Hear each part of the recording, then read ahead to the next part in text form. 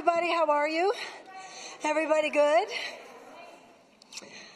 Nice to see you who are here in New York, and also those of you who are watching from wherever you are. Anybody here for the first time tonight? How lovely to see you. Is there anybody here who doesn't know what A Course in Miracles is? Okay? All right. Please introduce yourselves to the people who are around you, to your right, to your left, in front of you, and behind you.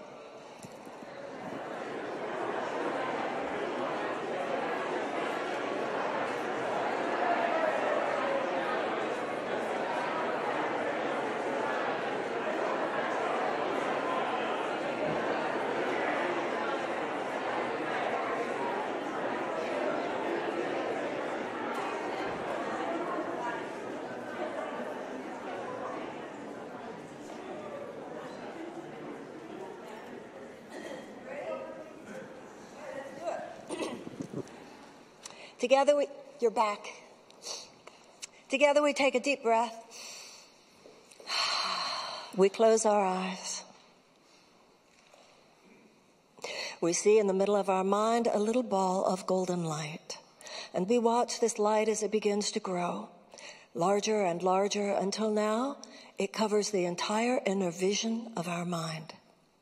And we see for ourselves within this light a beautiful temple. And we see a garden that surrounds the temple and a body of water that flows through the garden. We see that the inside of the temple is lit as well by this same beautiful golden light. And here we are, for we have been drawn together by the power and in the presence of God. We devote our time spent together and all of our relationships together to Him. And we pray that God's most Holy Spirit be upon us and lift us above and beyond the fear, the limitation, and the turmoil of this world to the endless love and peace that lay beyond. And so it is together. We all say, Amen. Tonight I want to talk to you about the body and the spirit. First, I want to talk about the way the Course in Miracles talks about the body. The body, we're taught, is like a suit of clothes. Your clothes are not who you are. Your clothes have a function. They serve you well, and you take care of them. But the Course in Miracles says that that is all that the body is. You are not your body. And when Buddha said that life is suffering and that all suffering comes from attachment, it's very much the same principle as in the Course in Miracles, where we are taught that it is our over-identification with the body that causes all pain. The body is not a bad thing. The body of itself is neutral. And the body, like everything else in our material experience, is either holy or unholy, as determined by the purpose ascribed to it by the mind.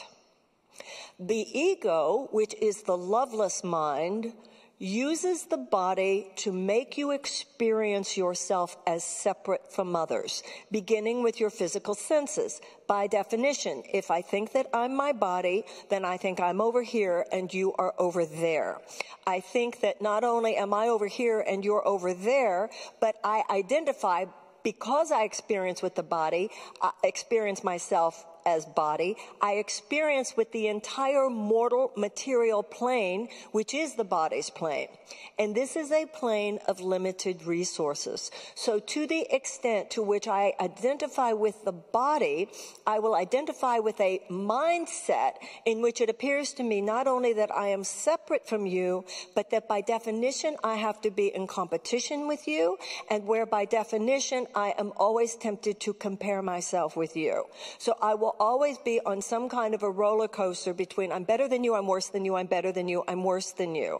I will either be in a false arrogance and grandiosity looking down on you, or in the shame and the grief and the anxiety of thinking I'm not as good as you. So this is a plane. The plane of that over-identification with the body is the plane of suffering. The ego says that the answer to that suffering is to make things different on this plane. The ego says, well, the only reason you suffer on this plane is because you don't have enough money. The only reason you suffer on this plane is because you don't have a career where you get to be a somebody. The only reason you suffer on this plane is because you're not living in the place where you think you should be living. The only reason you're suffering on this plane is because you don't have a particular person or a particular kind of relationship in your life. The Course in Miracles, however, points out what a trick of the mind that is, because all that kind of thinking does is to bind us further into our over-identification with the body. And the Course in Miracles asks us to take a good look at our lives and basically say, how's that worked out for you so far? Because either you are constantly in a place where you are struggling to get those things that would make you happy, or you have them and you're struggling to make sure that you keep them because you think that without those things you would be sad again. Enlightenment, the Course teaches us, is a shift. Remember, all a miracle is a shift in perception.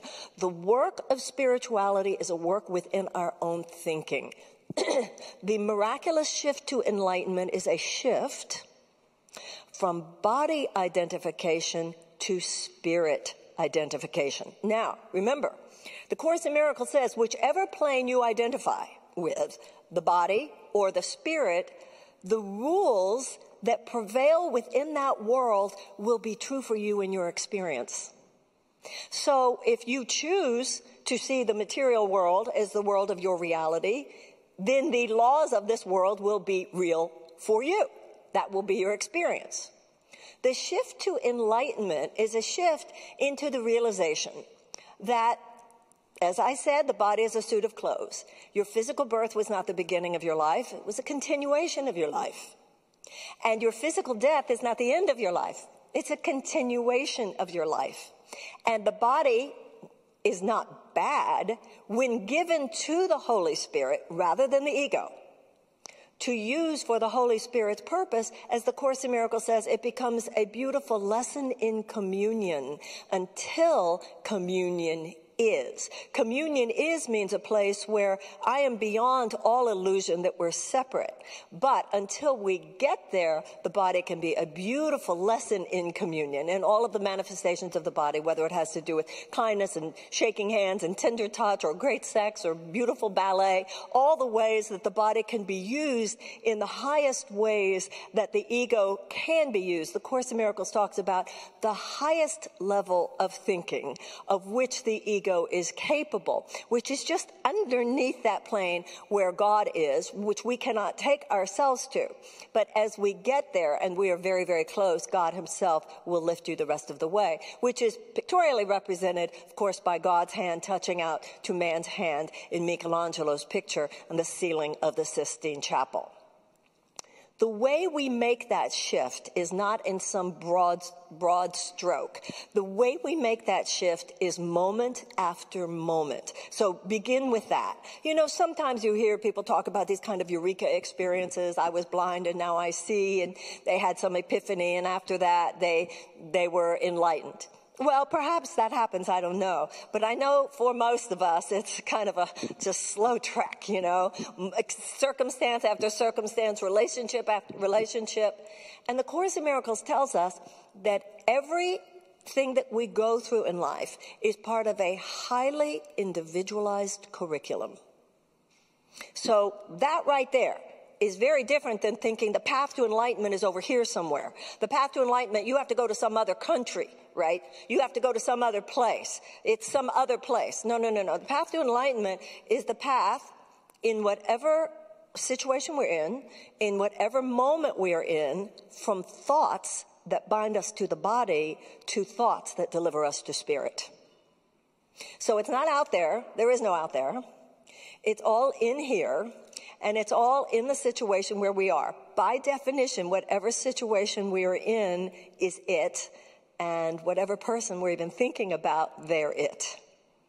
By definition, the lesson. Now, the ego says, oh, believe me, I can see the lessons he has to learn here. I can totally see where she has a lot, you know, I can totally see what she's not getting here. But that's the way the ego is, because the ego is always, there are only two basic categories of thought: love and fear. Ego, which is the thought that binds you to the body, is the thinking of fear. And it will always keep us bound to suffering, which is its goal. Your pain is the ego's peak experience. Your pain is the ego's goal for your life. One way of naming that is hell. You can use words that are descriptive of the actual human experience: shame, grief, loss, rage, anxiety, all the horrible feelings of humiliation, embarrassment, whatever it is that the ego would take us into. But the Course in Miracles wants us to be clear that those emotions were a result of the thoughts that we thought. So the way to dissolve those painful emotions is to dissolve the thinking that gave rise to them.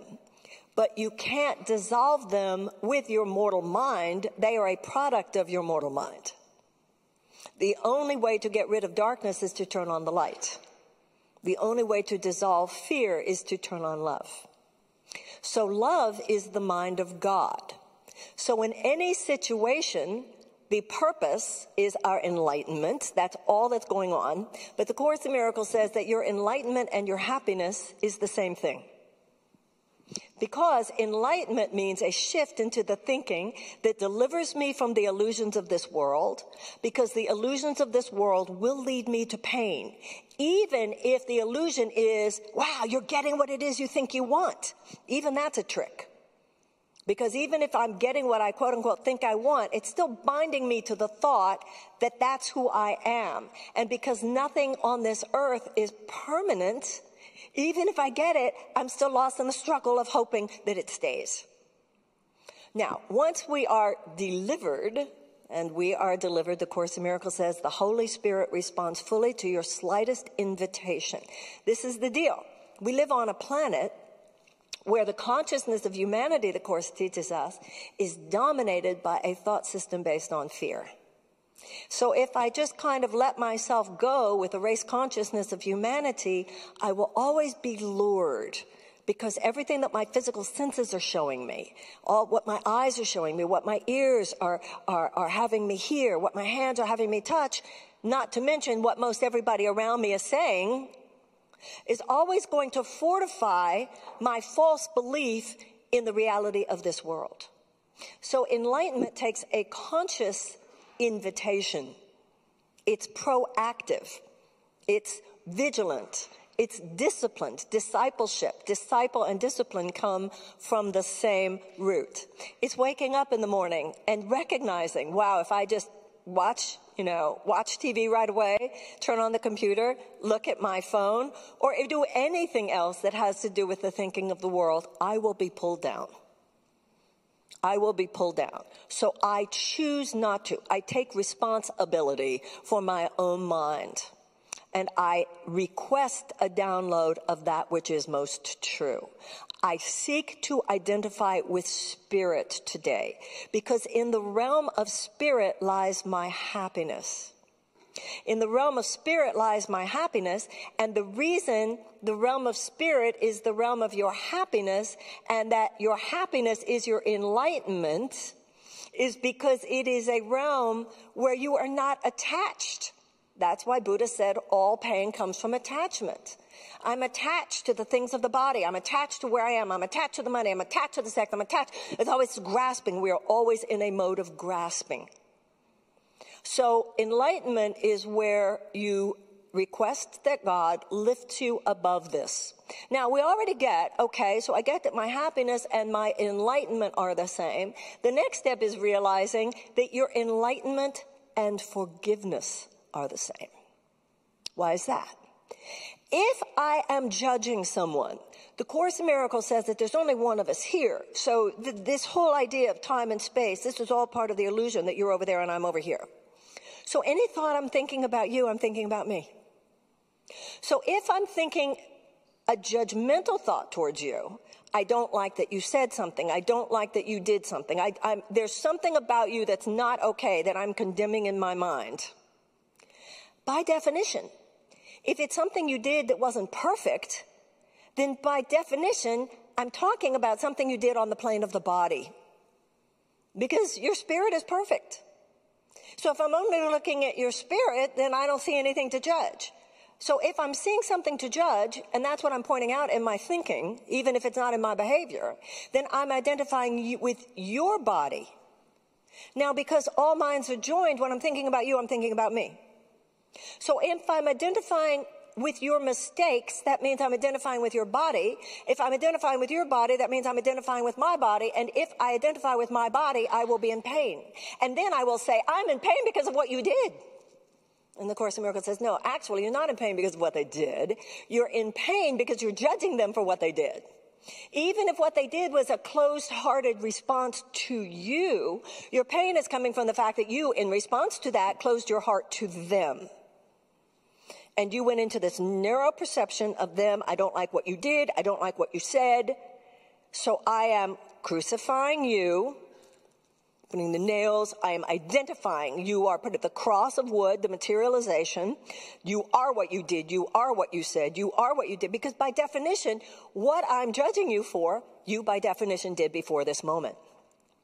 But I won't let you out of the past. And we've all been judged like that. Who among us hasn't felt that way sometimes when somebody's angry at us? Yeah, I did that, but, just let me be different now. Right? If you just would be a little kinder to me, I can admit that I made a mistake and I can be better now. But no, you did this, you did that. The Course in Miracles says everyone you meet is your crucifier or your savior, depending on what you choose to be to them. So in every given moment, the Course in Miracles says, every single person we meet, every encounter becomes our path to heaven or our path to hell. Our path to heaven, if I am seeing you as anything other than who you really are, which has nothing to do with your body. And the only way to see you as a spirit rather than a body is to see you in your innocence. So guilt and innocence are the tools of the ego and the spirit. The ego is like a heat-seeking missile. It's like a scavenger dog. It's always on the lookout for something you did that wasn't perfect, something you did that I don't think you should have done, or some situation in life that's not perfect. Because the ego says, you see, if that situation were different, I would be happy. But the ego actually knows that it is the fact that you think you need that situation to be different, which is your misery. Are you with me? Forgiveness is this body thing is a suit of clothes. And by the way, the Course in Miracles says that the body, being this suit of clothes, having the purpose, God's purpose of the body is to, just like your clothes are, it's helpful that you have clothes on right now, right? It's helpful. It's helpful with the weather. It's helpful with your experience of other people. Right? So magnify that by millions and millions, and that's the experience of the body.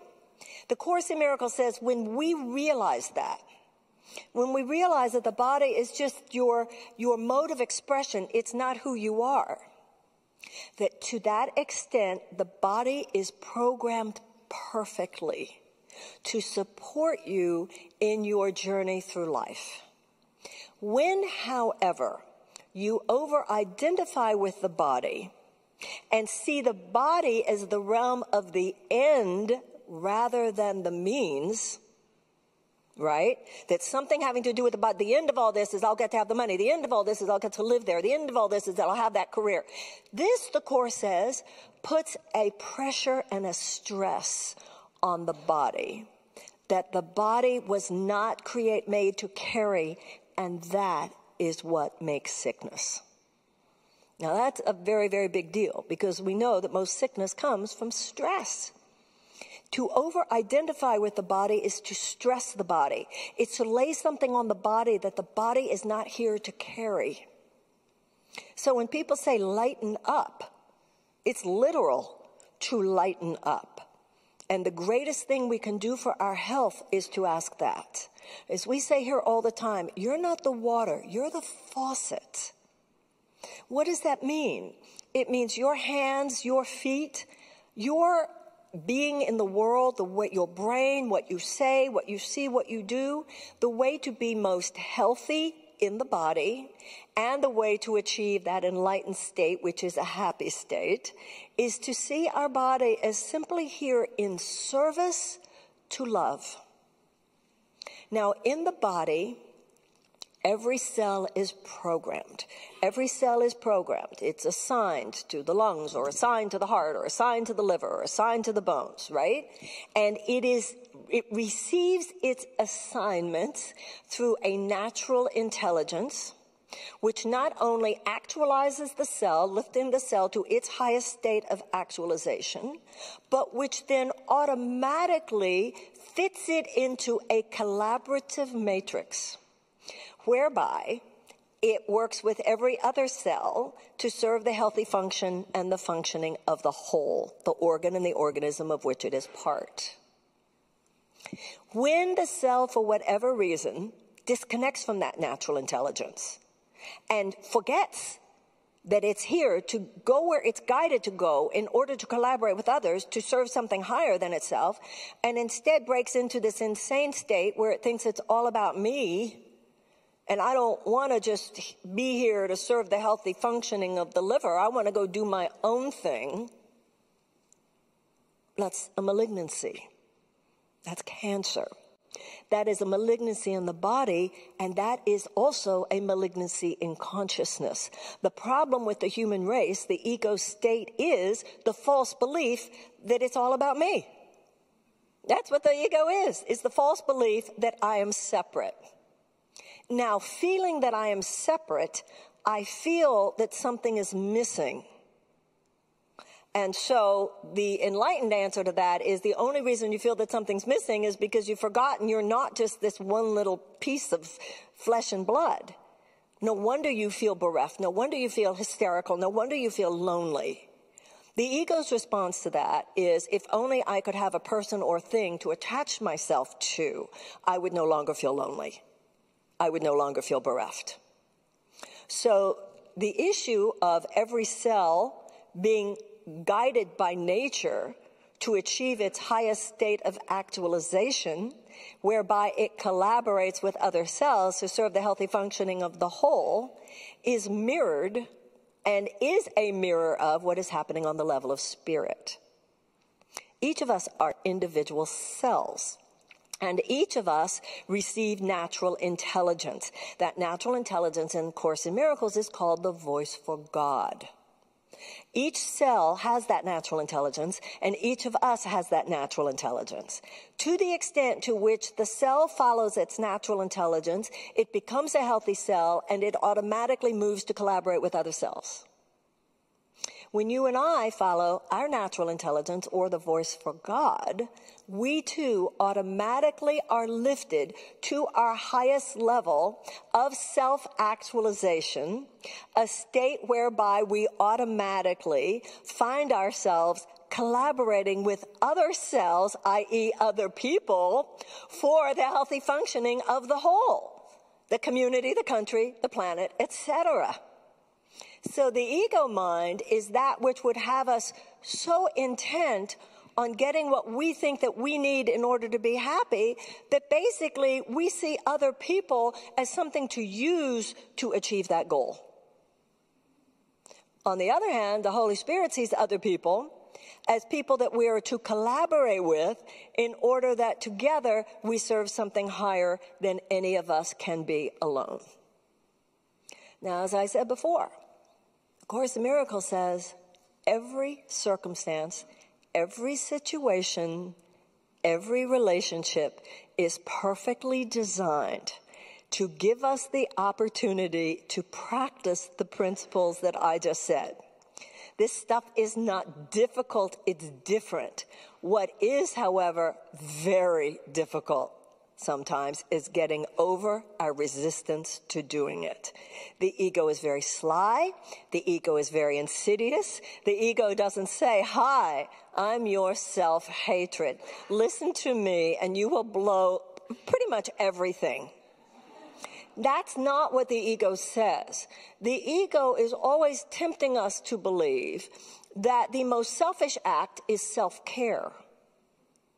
And the thinking and the behavior which leads to hell, which has to do with our sense of separation, is actually an act of self-love. It's funny, I put on Twitter, I was talking about how real love is when you derive your happiness from the idea that someone else is happy. That's what it is to love someone, to be made happy by the fact that they are happy. And I got all of this blowback. No, that's codependency. No, that's not codependency. Codependency is if I base my behavior on what I think would make you happy because I want you to be happy with me. That's different. The transcendence of the small self with a little s is so that we can actualize the self with a big S, which is enlightenment. And the reason it is based on the idea of just wanting you to be happy is because that is transcending the notion that I need you to behave a certain way in order for me to be okay. A lot of what the ego calls love, and the Course in Miracles says a lot of what you call love is actually theft. There's an experience that I get when you're a certain way towards me, and it makes me feel less incomplete. Therefore, I want that from you, which may or may not have anything to do with wishing your happiness. It has more to do with wanting you to be here than with wanting you to be happy. It has more to do with wanting you to behave a certain way towards me than it has to do with wanting you to be happy. Now, everyone we meet is going to give us the opportunity to grow. So sometimes, enlightenment is easy. Everybody's behaving exactly the way you want them to behave and doing exactly what you want them to do, and everything is flowing the way we want it to flow. That's certainly the end game. But until we are living in a natural state, which is the true self, where those things occur automatically because we are placed correctly within ourselves, within the mind of God, things will occur in our lives and do occur in our lives, which always give us the choice. And every moment we make a choice. Sometimes we make that choice consciously, and sometimes we make that choice unconsciously. But we are always making a choice. We are making a choice whether to open in love and in permission for people to be the greatness that they are, or we are closing down because we have an idea of how they are supposed to be. Or we have an idea not only of how their personality should be, but what we think we need them to be in order for our goals to be met. And that's transaction. That's not relationship. And these days, there is a lot of that in vogue. This kind of auditioning other people to see if they're doing right in the way that you think right would be by you. I need this kind of person. We laugh here sometimes talking about a therapist saying to you, is that person, really giving you everything you need? How many times do people walk into therapy and the therapist talks to you about your relationship? Is that person really giving you everything you need? When the therapist who is behaving from the perspective of someone like the Course in Miracles would be saying, are you being everything that you're capable of being in this relationship? But the ego never wants to talk about what we need to learn. The ego is a scavenger dog. The ego is a scavenger dog. So notice how what appears to be help, because that poses these days, and sometimes with the best of intention, but it poses as support. Let me find all the ways we can judge your brother. And that person really isn't good enough for you. And you really deserve better. And that whole conversation, which is the most ego-oriented, hell-producing conversation, all wrapped up in a bow, right, with modern jargon, right? Whereas the idea is really that if I am showing up in any situation, knowing that the purpose here is enlightenment, then my perspective on another person is completely different. And that perspective is, may this be a holy encounter. Remember what I said before. Everybody you meet, the Course says, is your crucifier or your savior, depending on what you choose to be to them. So what does it mean to be somebody's crucifier? They're never good enough. Nothing is ever good enough. right? When we are there to be someone's savior, and remember, the Course in Miracles says, you become generous out of self-interest. This really isn't even for them, it's for you. Knowing once you know how the law works, you know if I'm judging you, I will end up feeling more guilty. If I'm looking at your guilt, I will end up feeling more guilty. Because if I'm looking at your guilt, I'm going to behave in a way you're probably not going to like very much. And so I'm not going to get love from you. I'm going to get attacked back just as I have attacked you. And even, the Course says, even if you're an enlightened master, and when I judged you, which is an attack thought, and even if you're so enlightened that you don't attack back, the Course says, I will feel like you did. So I can't escape the thoughts that I have about you because there's only one of us here. On the other hand, if I wake up in the morning and instead of having this goal for what I want to have happen today because I think that that is what will make my life okay, and then I think about how I have to behave and be with other people and use other people in order for my goal to then materialize. And then especially in today's world where that's presented like some spiritual mountaintop. Manifest your dreams. Is once again, the ego loves religion. And the ego loves to talk about itself. So it's a great way to like glamorize your own experience, like it's really, you're doing really great. But serial killers manifest their dreams. Hitler manifests his dreams. He visualized something and he made it happen. That is a morally neutral thing, whether or not you manifest something. Does that make sense? The issue is to wake up and know, to the extent to which I bless everyone I even think of today, to the extent to which I bless everyone that I see, to the extent to which I bless everyone I even think of, whether I know them or do not know them, I'm increasing my chances for happiness. My happiness will not be about what happens today. My happiness will rest on how I use my mind today.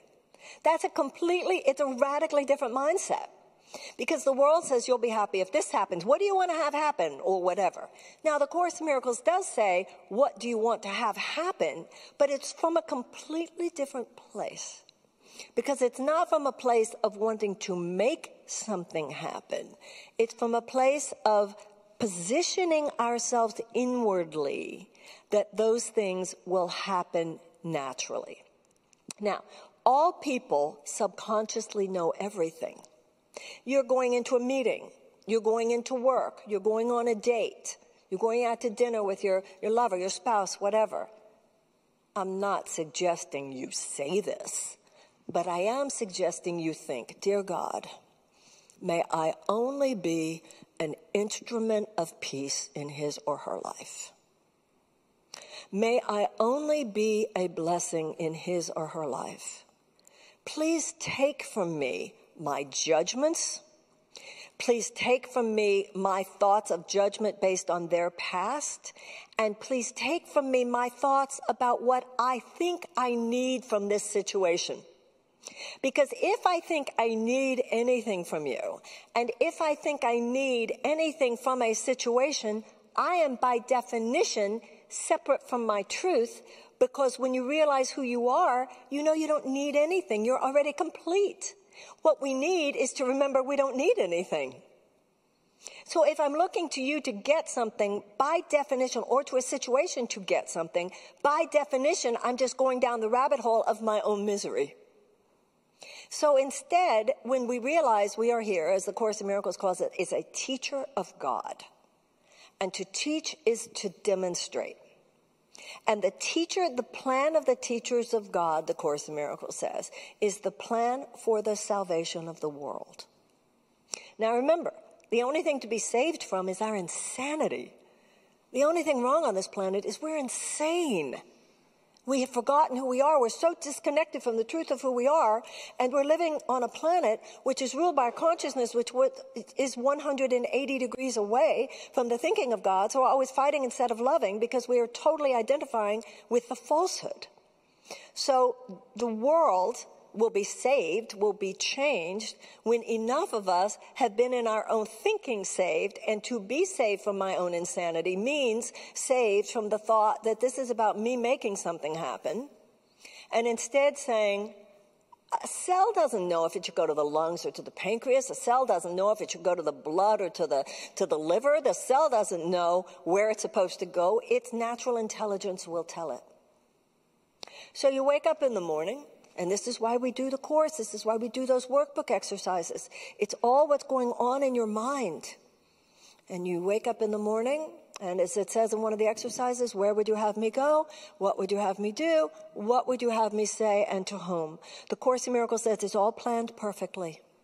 Everybody you're supposed to meet, everything that's supposed to happen, it's all planned perfectly. Not only does God have a plan for your life, because remember, if there is a God, he's at least as smart as you are, and holds universes together. So theoretically, if God holds universes together, he could hold the circumstances of your life. If God can figure out what to do with universes, I don't think he's stymied by the fact that you just don't know where to go today or what to do.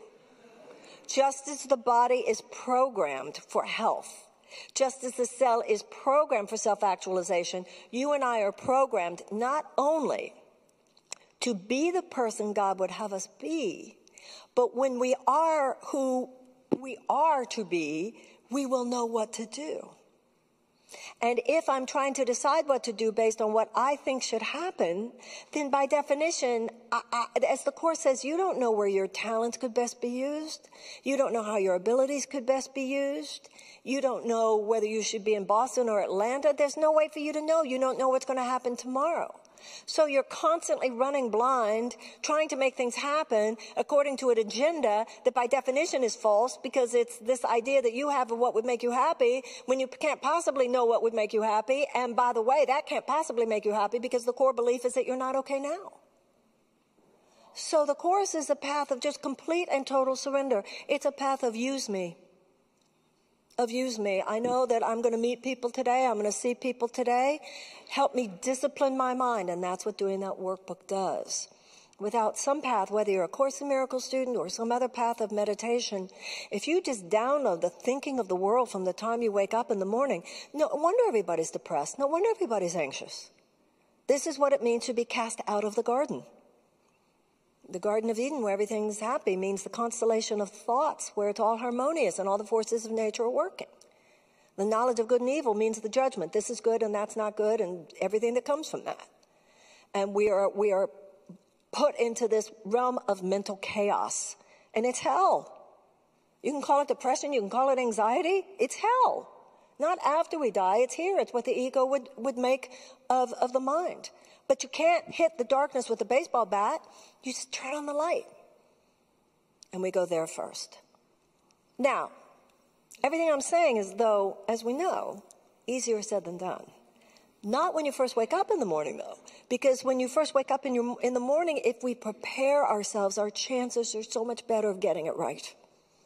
So you spend your time, the Course in Miracles says 5 minutes spent with the Holy Spirit in the morning guarantees he will be in charge of your thought forms throughout the day. Because with the ego, it's a temptation to forget. I think of mistakes I made where or I said something and then I will look back years later. God, all I had to do was say, with that person, I could have even said, could I pray about this? That person would have been very receptive. If it had been a person who wouldn't even understand or relate to that, I could have said, may I think about it for a couple of days. We move out of the reflective mind. We move out of that sweet spot, which is that stillness and that silence, and the ego speaks first, and the ego speaks loudest. So if you prepare yourself, whether you're a Course in Miracles student, or you're doing the workbook in the morning, or any other path of serious meditation, I'm not saying that then you'll be an enlightened master for the rest of the day, but the chances of you doing something really stupid are vastly decreased, right? And then the more you know, every time you walk into a room, every time you go into a meeting, every time you go on a date, remember why you are here. Just like when the Olympic athlete, the coach says, see the dive before you make the dive. See it in your mind. You know, athletes use this a lot now, that kind of visualization. See it before you move into it. Position yourself.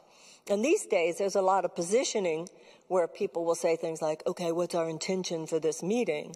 But the intention is the intention of selling more, getting more, which means you're going to subconsciously try to program other people to be used and to exploit other people. It's a terrible way that we have come up with and socially permitted, which seems cool, and it's actually not. And it won't make any of us happy, because even if we get those things that it will get us, it will make us even more lonely, which is really the source of our unhappiness. So when we behave more powerfully, we realize our only goal is enlightenment. May I be a blessing on this person's life. May I be a blessing. May this person feel in my presence accepted for who they are and permitted to be the fullness of themselves. You know, it sounds like, oh, well, that's easy. No, it's not, because it's very different.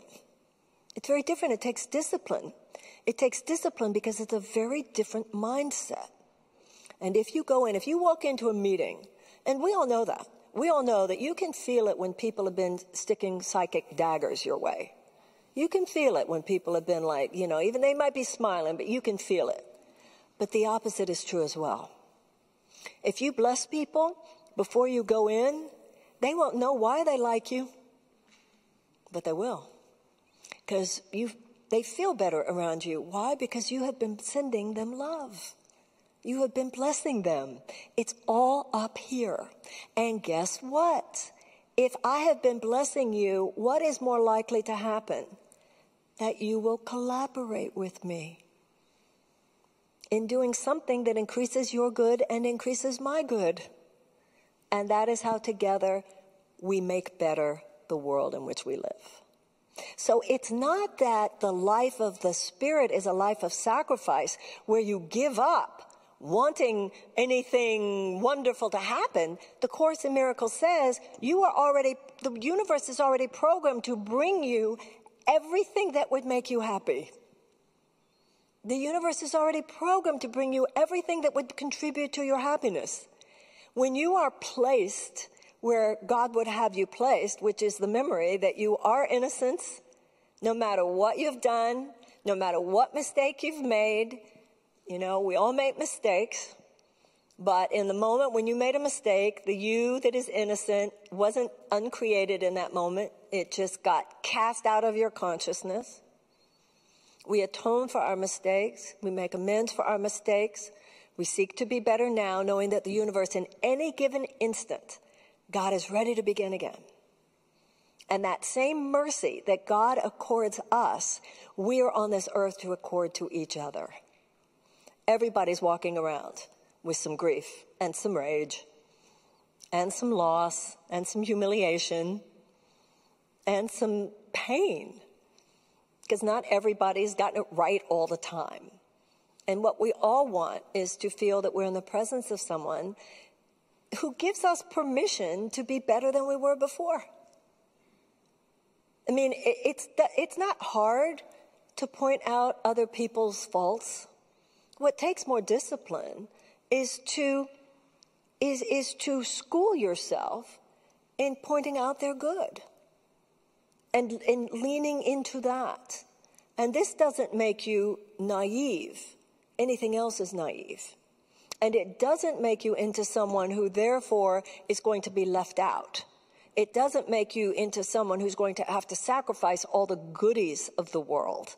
The goodies of the world materially, anything that would serve you in performing your function better, is automatically on its way to you. I mean, sometimes I remember I say this to a girlfriend of mine all the time who's an actress. And sometimes her visualizations are, I'm going to get a better job, I'm going to get a better job, I'm going to get a job, I'm going to be working with A-list actors, get a better job. And I've said to her several times, although I don't really know if it lands, how about may the gods of acting, the brilliance of acting is a great art. I open myself to that, because art is one of the ways that the consciousness of the planet is lifted.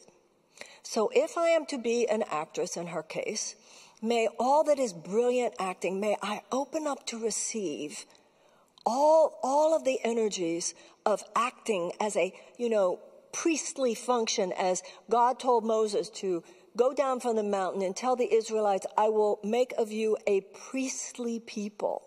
And the Israelites symbolize in the Old Testament all humanity. Be a priestly people. Just pray to be a great actor for the sake of humanity. You don't have to pray for a job. You don't have to visualize a job. Just make yourself available to greatness that will uplift the planet. How could a job then not follow?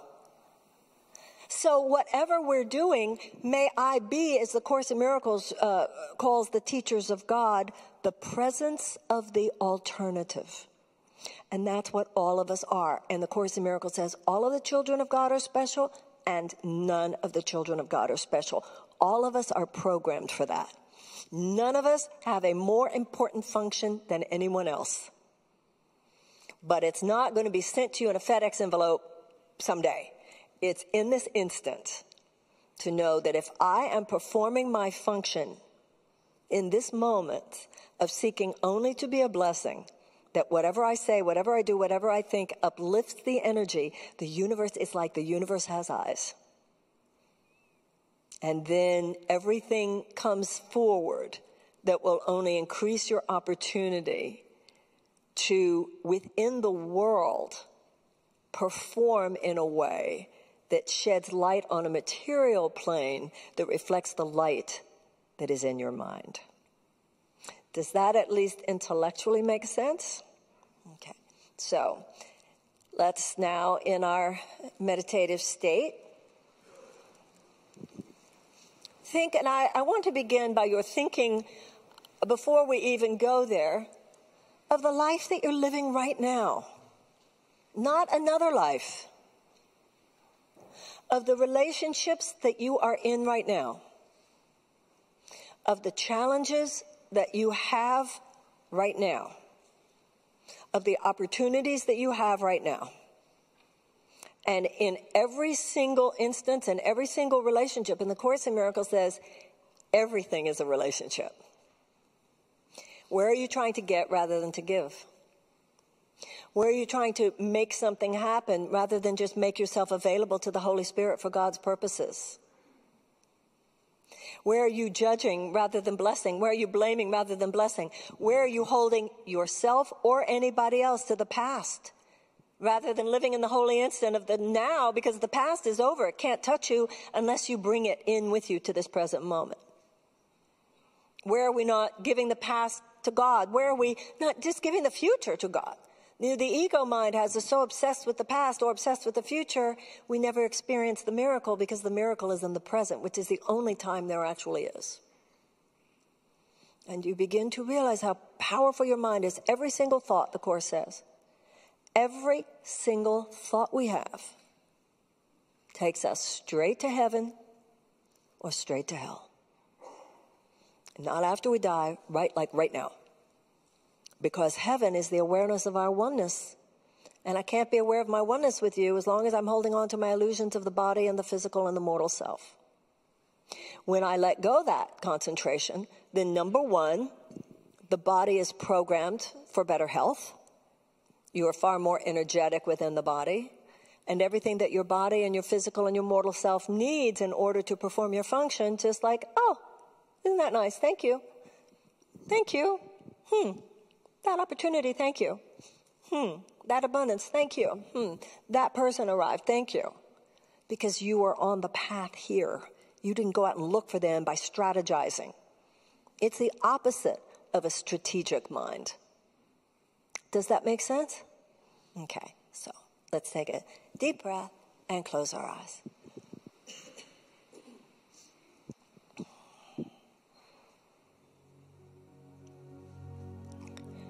We see in the middle of our mind a little ball of golden light.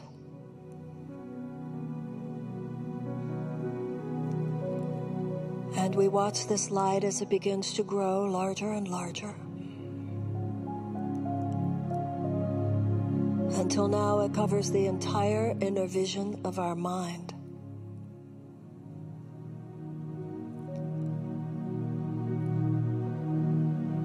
And now, standing here within this light, we invite our internal teacher to be present with us.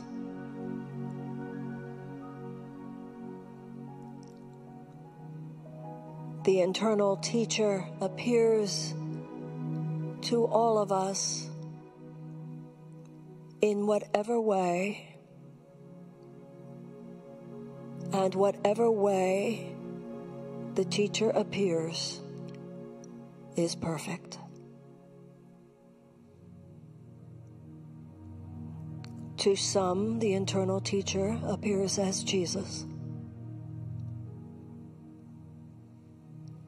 Whatever occurs within your mind, it is true. That which connects you to God's truth, to the remembrance of who you are, and the remembrance of why you are here.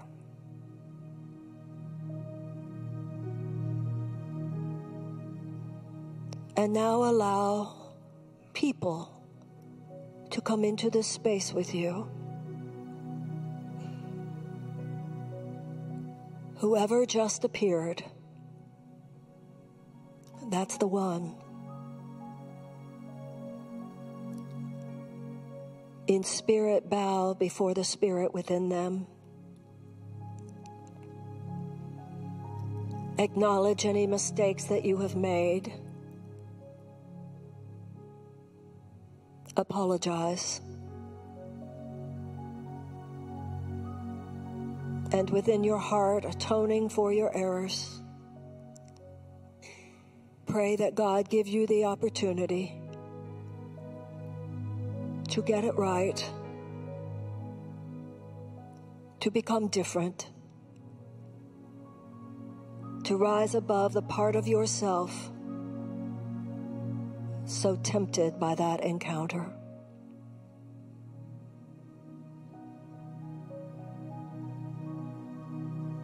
And forgive yourself for having judged this other person. And apologize for the self-betrayal. Feeling God's mercy upon you, extend that mercy to them.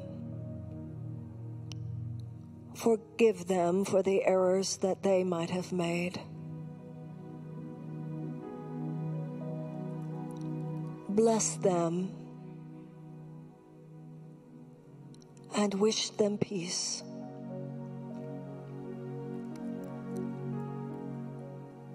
And wish them happiness. And wish for all their dreams to come true.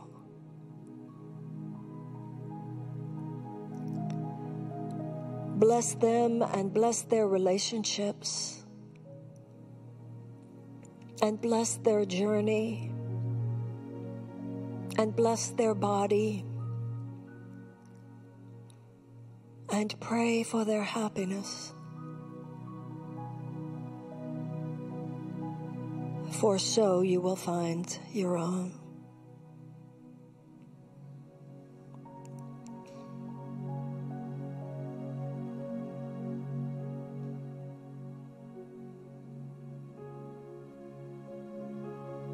As you bow to them, perhaps they bow to you.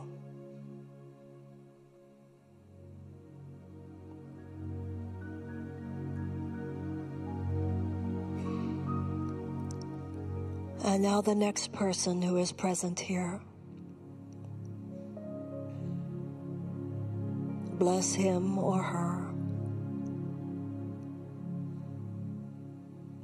Wish them happiness. Pray that their dreams come true.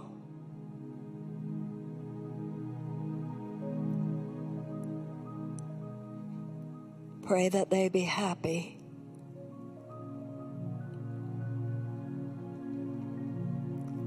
And bow deeply before them.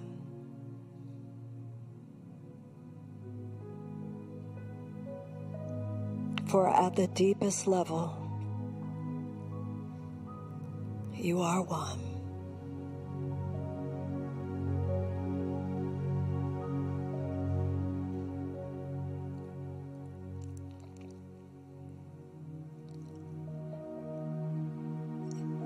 If other people are strolling towards you,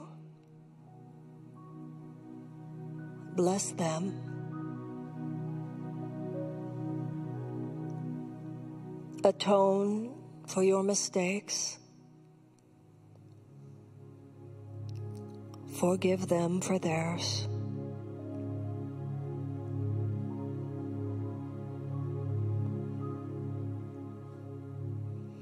And now extend your vision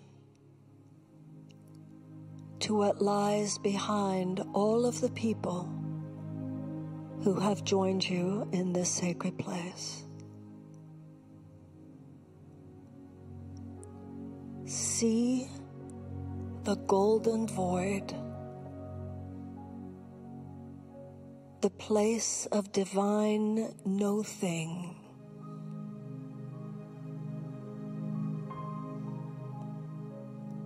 And walk into that space of formlessness and light, beyond all judgment, beyond all desire,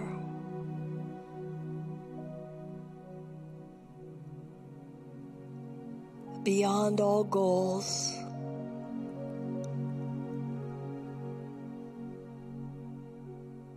into that formless place beyond your body,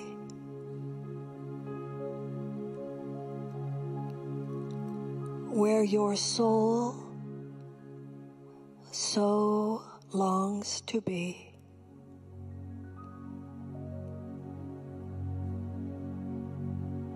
No guilt,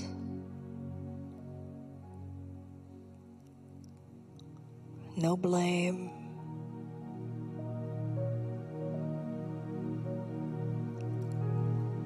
no judgment, no grasping, no attachment.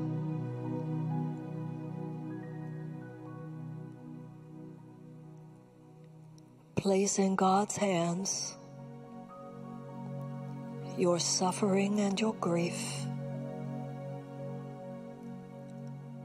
your pain and your loss.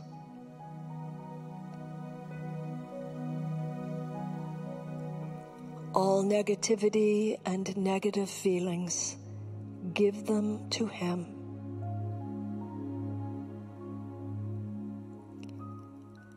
Ask Him to take them away, to enter your mind and to change your thinking,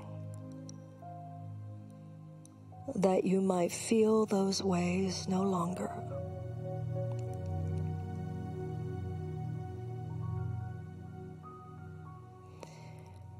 Give Him your past, that He might change your mind about it for you.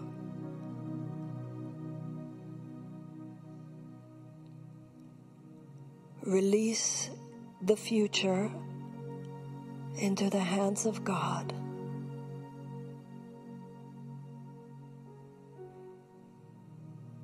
And here, in this holy instant, simply be. Simply be.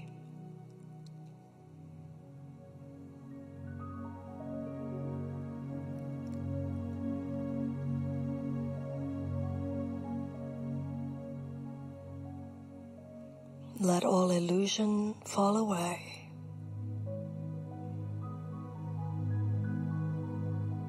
Be still and be.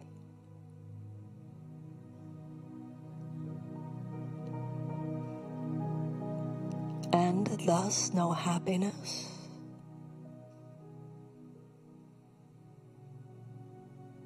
and thus no peace, and thus no love.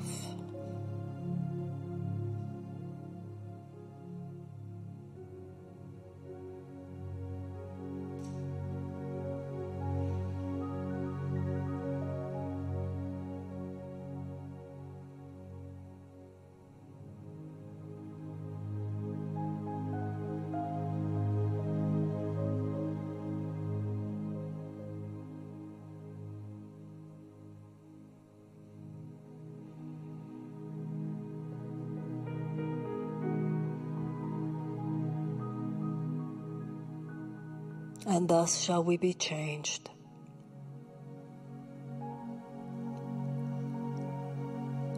And so it is. We say, Amen.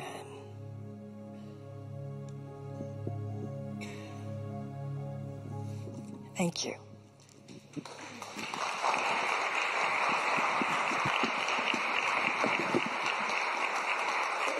Okay, now we can talk about anything you want to talk about, and I'll do my best to reflect on your issue. I think with the kinds of things we were talking about tonight, I would think you have places where issues might be happening inside you. So who'd like to go first tonight? Yes.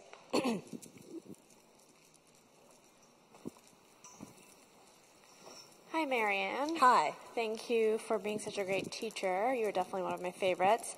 My question tonight is about prayer. Is about what? Prayer. And prayer? Most specifically, praying for other people. Praying for other people. Praying for myself is a form of checking in. Is a form of checking in? Checking in. So when I wake up in the morning, where will you have me go? What will you have me do? What will you have me say, and to whom? That's my daily prayer. It feels silly to really ask for other things when my most important prayer is for God's will to be done in my life. But when it comes to other people, most specifically when I know those closest to me are going through a difficult time or are having health issues, I don't necessarily know how to pray knowing that that's a part of their journey. So in a way, sometimes when I'm praying for them, I feel like maybe I'm meddling in something. No. Okay, first of all, everybody's journey, the Course in Miracles says it is not up to you what you learn, it's merely up to you whether you learn through joy or through pain. So everybody's journey is to light and love and enlightenment. But when people are having challenges, whether it's somebody else or you, it's that we get stuck in some ego corner. So to pray for someone is to pray that they get unstuck. Haven't you? I have felt where I could really feel that people were praying for me. I remember a story I've told a lot about many, many years ago. I was lecturing in Los Angeles. This was back in the 1980s, and I was telling a story about how I had dated this man, and we weren't dating anymore, and he had a new girlfriend, and her name was Eugenia. And he was a rock and roll musician, and he called me, and there wasn't email then. He called and asked if I wanted to go see his show that night. And I didn't want to go because I figured she would be there. And I was talking about it. My lecture was on a Saturday morning, and I said, it's very difficult for me. I don't want to go. I'm embarrassed. The whole thing feels horrible to me, but maybe maybe I'm supposed to go. And so everybody said, what time is the show? And I said, 10 o'clock. And they said, what do you really get in your heart? And I got that I was supposed to go, that it was an opportunity, but I was really scared to go. And so everybody at the talk said, what time is it? 10, I said 10 o'clock. It was at this place in Los Angeles, and the show was upstairs. And as I climbed the stairs, it was like I felt the place just shake. I could feel all the people who were praying for me, who were thinking about me at 10 o'clock that night. And by the way, and I remember what happened. I walked in, and this girl, I had never met her before, and she looked at me, and she was so, and she looked up and she went, hi, I'm Eugenia. And she was just so beautiful to me, Thank you. And she was so beautiful, and it was truly peaceful. And I know it's because of those people praying for me. I've had situations on my Facebook page. This has happened about 3-4 times where I've had a sore throat or something has happened, and I've asked that people pray for me. Those of you who do Reiki, pray. I have felt it. So when we pray for people, that's the greatest gift you can give to someone. You don't have to worry that you're going to like interrupt God's plan. You're not. I guess I do inherently believe in it, and I do it regularly because sometimes I feel like that is all I can do. Sometimes it is all we can do. Sometimes it's not all we can do. And I think one of the things that happens when we pray for someone is that if there is something we can do, the fact that we prayed for them increases the possibility we will know what it is that we can do. But by the way, I want to say, you know, when you said your prayer in the morning is, where would you have me go? What would you have me do? What would you have me say, and to whom? That's very powerful, and it's one of the exercises in the course. It's in one of the lessons. But if you're a student of the course, do the workbook lesson. It's amazing our resistance to doing it. It is amazing. Because when you actually read that thing, and read it, and then sit and do what it says, the changes that you go through in your mind and the insights that you get. You know, Blaise Pascal, the French philosopher, said, all of man's problems come from his inability to sit quietly in a room alone. Sometimes when I do my exercise, and I really read it, and I really think about it, the changes that go on inside my mind, you know, the things I think about or places I go to and the visions that I see. And then I think how weird it is that any part of me didn't want to do this morning. And that should tell you everything. That we resist something that is so expanding. Does that make sense? And the workbook, the Course says, is the crux of the Course in Miracles. The text is the intellectual basis of the material. But the workbook trains the mind to think along the lines that the text sets forth.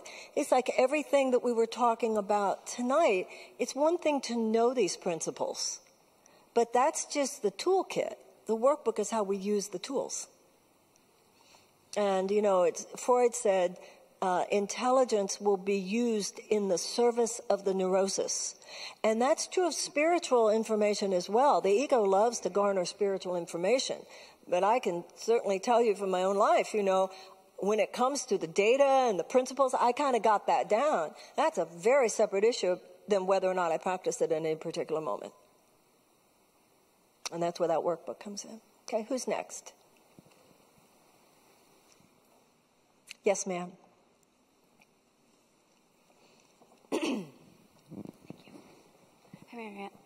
Hi, Marianne.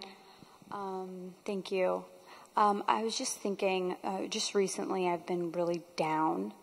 You've been? Down. Sound? Down. Down, okay. I've, like, every day getting up in the morning has been rough. I have a lot of weight on me getting up in the morning. And I think it is my career, going into work every day. I don't know. I'm trying to make the best of it. And some days I have a strong inclination to quit. Some days what? I have a strong inclination to quit. Okay. And just give my 2 weeks notice and take some time for myself. Do nothing, rest for a while. But I'm pretty scared. And I don't really know what my next steps are. My family is in Florida, and I'm afraid that I've done something wrong in my career or at my job, which keeps me from leaving. Keeps you from? From leaving. Because what is the connection between being afraid you've done something wrong and being afraid to leave? That I have to correct it. That I have to correct it. by staying there. Yeah. Okay. All right, why don't you come up here with me? Let's see if we can bring these chairs. Is it okay, Gail, if we bring these chairs a little closer together? What? A little heavy. Are there any lighter chairs that maybe somebody... Why don't you... Yeah. Oh, thank you. That wasn't so bad. Very nice arrangement. Okay. Yeah, let's get it over to the side so that won't be in the way for people, although it might be so many people. Okay. Thank you very much, guys. Thank you. Appreciate it. What is your name, honey? I'm Christy. Christy? Yes. Okay. So, we were talking tonight, and can you reflect back to me anything about what I said tonight and how you think it might be relevant to the things that you just said to me?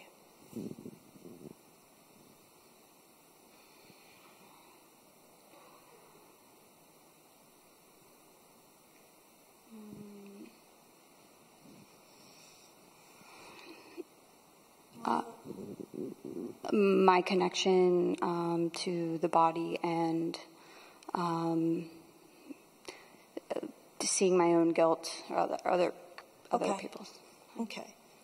My career, where I'm working, my parents are in Florida, I might have done something wrong. All of those are issues of the mortal plane. And so the mortal plane will never be perfect. And so what you're carrying is this weight because the situations at work, mistakes at work, your family in Florida, all that work, all that realm, it's all material. It's all material. And it's weighing you down because you inhabit it from a place where you're not consciously aware of your function there. Does that make sense? Mm-hmm. So trying to find your happiness and your peace within that conversation is impossible. It's the wrong conversation. Does that make sense? The conversation about work and my career and where I am, and I might have made a mistake, and maybe I should leave, and my family is in Florida. Every phrase is a nail on the cross. Because you can't get out. It's like, I'm stuck. It's all about being stuck. I'm stuck. I'm stuck. I cannot move and I cannot breathe. Right? I'm assuming you're not a student of the Course in Miracles? No. Okay. The Course does not claim to be for everyone. The Course does not claim to be for everyone, so I'm not trying to sell you on anything here. The Course is one statement of universal spiritual themes. It is one guide to enlightenment. But only enlightenment will set you free here. Can I ask you a question? Sure. You actually said this to me 2 weeks ago. And when reading the lessons in A Course in Miracles, and your brain just goes like, what do you do? Are you saying to me that you've started the workbook? I tried. I picked it up a while ago, but it's not something in my... It says, when you read the introduction to the workbook, it actually says, and there's about a page and a half of material that's the introduction to the workbook, and it says this: you may not like these ideas. You may not believe in these ideas. You might be actively hostile to the ideas. None of that will matter. You could be in the gym. You could be enjoying the workout. You could be hating the workout. All that matters is whether or not you do the workout. Although I read something recently about actually how you feel about the workout will increase its efficacy. Right? But, my point is, are you doing it? So, sometimes it does say, and I think it says in the introduction, that even if you feel on any particular day that nothing happens, something happens. May I ask how old you are? I'm 29. 29. And I think that the reason I felt like extending myself to you was I was 27 when I first started doing the Course in Miracles. And so I very much remember the existential angst of the 20-something. The 20s are a very difficult decade. The 20s are hard. They were certainly hard for me, and they're hard for everyone that I've ever met, practically.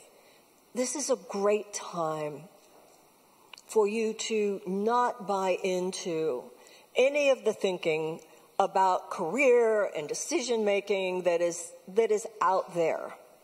You have no idea. Then this is what I was talking about tonight, where you could best be used. If you made a mistake at work, it's not about whether or not you stay or go. It's about atoning in your heart for any mistake you made, asking God to show you. But once again, my just saying that, this is deeper work. It's when the Holy Spirit really gets into your mind. And by the way, those first few exercises, I remember a man's, it was in Los Angeles many years ago, and he was talking about a man that he had dated, and he was in all kinds of romantic anxiety about this guy. And he was saying, every time I get a text from him, I just, I think I'm over it, and then I get a text from him, and these texts drive me insane, because I don't want to tell him not to text me, but every time he texts me, I get so upset, and I go into all this stuff and everything. And I remember saying to him, do you do the workbook? And he said, I started doing it, but I just couldn't get into it. This chair does not mean anything. This table does not mean anything. That ceiling does not mean anything. That floor does not mean anything. And I said, that's too bad. Because if you did them, you'd know these texts do not mean anything.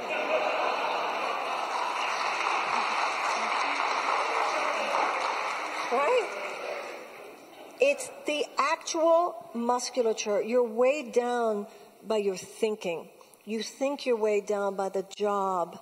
You're weighed down by the fact that you have no navigational system. You're like the lighthouse, but there's a lighthouse, because there's a lighthouse in all of our minds, but it's very foggy night.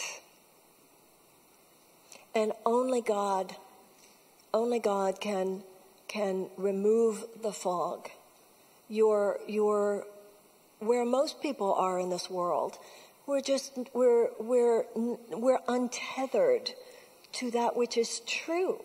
And so when you're not tethered to that which is true about who you are, then you're not, which is an idea in the mind of God, here for God's purposes, you're not tethered to who you are.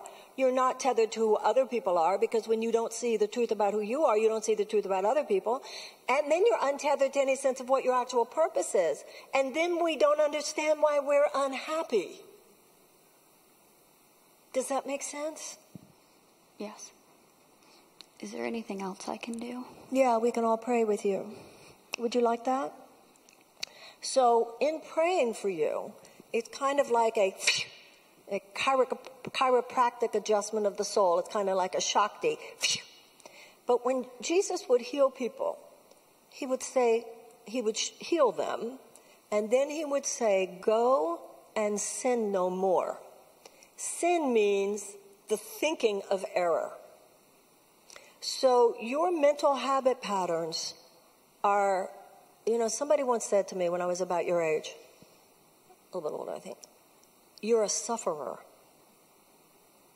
And you have, at this point, you're down, and you have some strong, you're smart, you have intense thought forms. Smart, whatever, it's intense thought forms, and your intense thought forms are, it's like something out of an Ibsen play or something. It's like you can see you're going, so I remember somebody once said to me, a therapist once said to me, he said, many years ago when I was very depressed, he said, if you were physically ill, I could maybe just work on something from the outside. He said, but you're going to have to work with me. Mm-hmm. So after this prayer, your mind is going to you're still going to be in the mental habit of going back to that way of thinking. Do you have the Course in Miracles at your house? Yeah. Okay. So you'll decide. But this prayer, having other people pray with you, right now and for you will open a space. It will be like a battery charge, but still, you're not going to be able to ride to enlightenment on this prayer. You're going to be able to ride to an openness and a willingness to get it started again, and then you will decide where to go. Can I ask a favor? Pardon? Can I ask a favor? Sure. Pray really, really hard for me. I'm thick. Well, my God is an awesome God. And God is not like sitting here, ooh, I'm nervous because she's really thick. Oh, no. There are two or more of us, so the effects of the prayer will be maximal. Okay.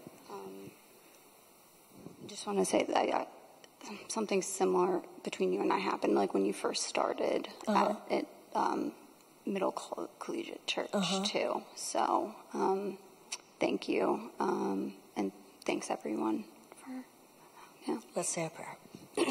What is your religious background? I didn't really grow up. So the Course in Miracles, in Course in Miracles language, it would say, is Jesus part of your problem-solving repertoire? No. Okay. Let's pray. Christy, right? Dear God, we join with Christy. And we know that Christy is not the only person here or listening whose mind has really been in a downward spiral, feeling anxious, feeling depressed, feeling like she and they can't find their way beyond the emotional fog and pain that they are in. For Christy and for anyone else who knows when I said that, boy, that's me too. Dear God, send your Holy Spirit to put the hand of the Holy Spirit upon Christy. The hand of the Holy Spirit on anyone who needs this prayer. And we now see as the light of God enters into Christy's mind, for she opens it now, dear God, in full openness and willingness. As everyone who now says this prayer gives to you, dear God, every thought and every feeling, we are willing for you to reinterpret everything we see in life. Send your angels to minister unto Christy, dear God. Send your angels to minister unto all who need this prayer. May your thoughts replace all darkened thoughts. May your light replace all darkness. May your love replace all fear. May your happiness cast out all grief and depression and chaos and anxiety. May the light of Christ, the light of the Shekinah, the light of Jesus, the light by whatever name we call on that light. May that light be upon Christy, and the light be upon whoever so calls upon God now to be delivered from pain, to be delivered from sorrow, to be delivered from the chaos of the heart and mind to the endless peace that lay beyond. Remind this woman, dear God, that you are watching everything she does, that she is your precious daughter, that you have great plans for her, that you are now delivering her beyond the nightmare that her ego has concocted, that in this moment she may begin again. And so it is, we say, amen. You're so welcome, honey.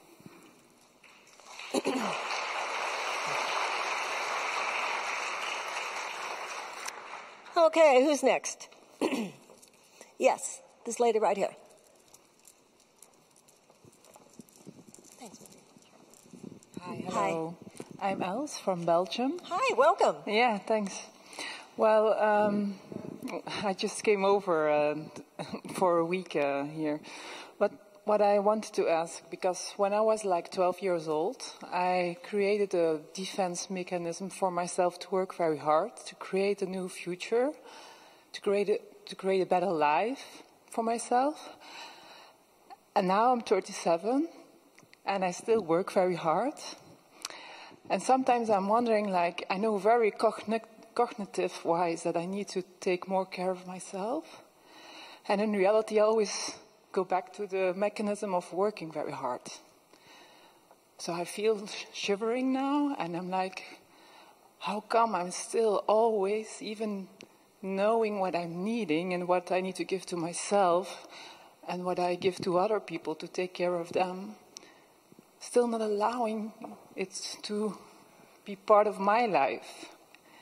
So yeah, I thought I'd just stand up and say so. I just said I stand up and just express it. Do you do the Course in Miracles? Well, I've read the book and I do a lot of different practices, but I'm not in the online course or anything. Oh, well, that part doesn't matter. But what about the workbook of the Course, the lessons, the daily lessons? Well, I've read it, I think, 3 years ago, so I must be very honest, I'm not practicing every day. So you read the text of the Course. Mm-hmm. Did you actually read the workbook lessons? No. Okay. So once again, and that's, as I was mentioning before, it's the workbook lessons. Because you sound like you have what might be called a kind of workaholic thing. You're in this thing, making it happen all the time, all the time, at the expense of yourself, at the expense of those around you, relationships, etc. Yeah. And your mind, you're in a this is it, yeah, exactly. Yeah, it won't stop. It's like a muscle cramp almost, except instead of a muscle cramp that is stuck and won't move, you're in a cramped pattern that won't stop. Exactly. Right. So the workbook, whether it's the workbook of the Course in Miracles or any other serious spiritual path, will unravel that. It is like musculature. It's like an attitudinal muscle. You can't I feel stop. it in my butt. I feel it everywhere now. Yeah. And I'm talking about it. And so a lot of times, guys, it's like we know what to do. And it's so odd because when you think of something like the workbook of the Course in Miracles, what an odd thing to resist. It's just looking at a book for a few minutes. That's all it is. Doesn't that tell us something? Mm-hmm. All right. So we'll be glad to say a prayer for you, but once again, unless you are going to follow that up with whether it's the Course in Miracles, so what I would recommend to you, it sounds like you have the Course, you said you read the work, okay. Do it for 30 days. You can be disciplined enough to say, I'm going to do it for 30 days. If at the end of that 30 days, you feel, that's just not the path for me, that's fine. It will not have been a waste of your time. And it will speed you along to whatever book or teaching is the path for you. But I would recommend that you do it. It's so interesting because you go to the doctor and the doctor says, this pill has a very good chance of working. No pill that a doctor gives you can be 100% guaranteed to work. But we think but this pill has very, very good success rate. So you write down, okay, do I take it? How many times a day? Do I take it before breakfast? Do I take it after breakfast? Do I take it with food or without food? And you're so careful. And you put a little thing on your phone so that you'll make sure at 12:30, oops, I better take my pill. If I ask you, did you take your pill? You don't go, sometimes I do, sometimes I don't. But here's something which we're talking about the power of God here. Do you do it? Well, sometimes I do. That tells you everything. Does that make sense? So, once again, I don't know if the Course is the form of the curriculum that is best for you, but you're here. You felt moved to say that. So if I were you, I would give it a try. Does that make sense? Your name is Alice? Else, like something else, but without the E. L. Else. E-L-S. E-L-S. Oh, L's. That's beautiful. Would you put L's on the prayer list, please? Okay. Yes. We'll say a prayer with you. Absolutely. Okay. Who's next? Yes, ma'am.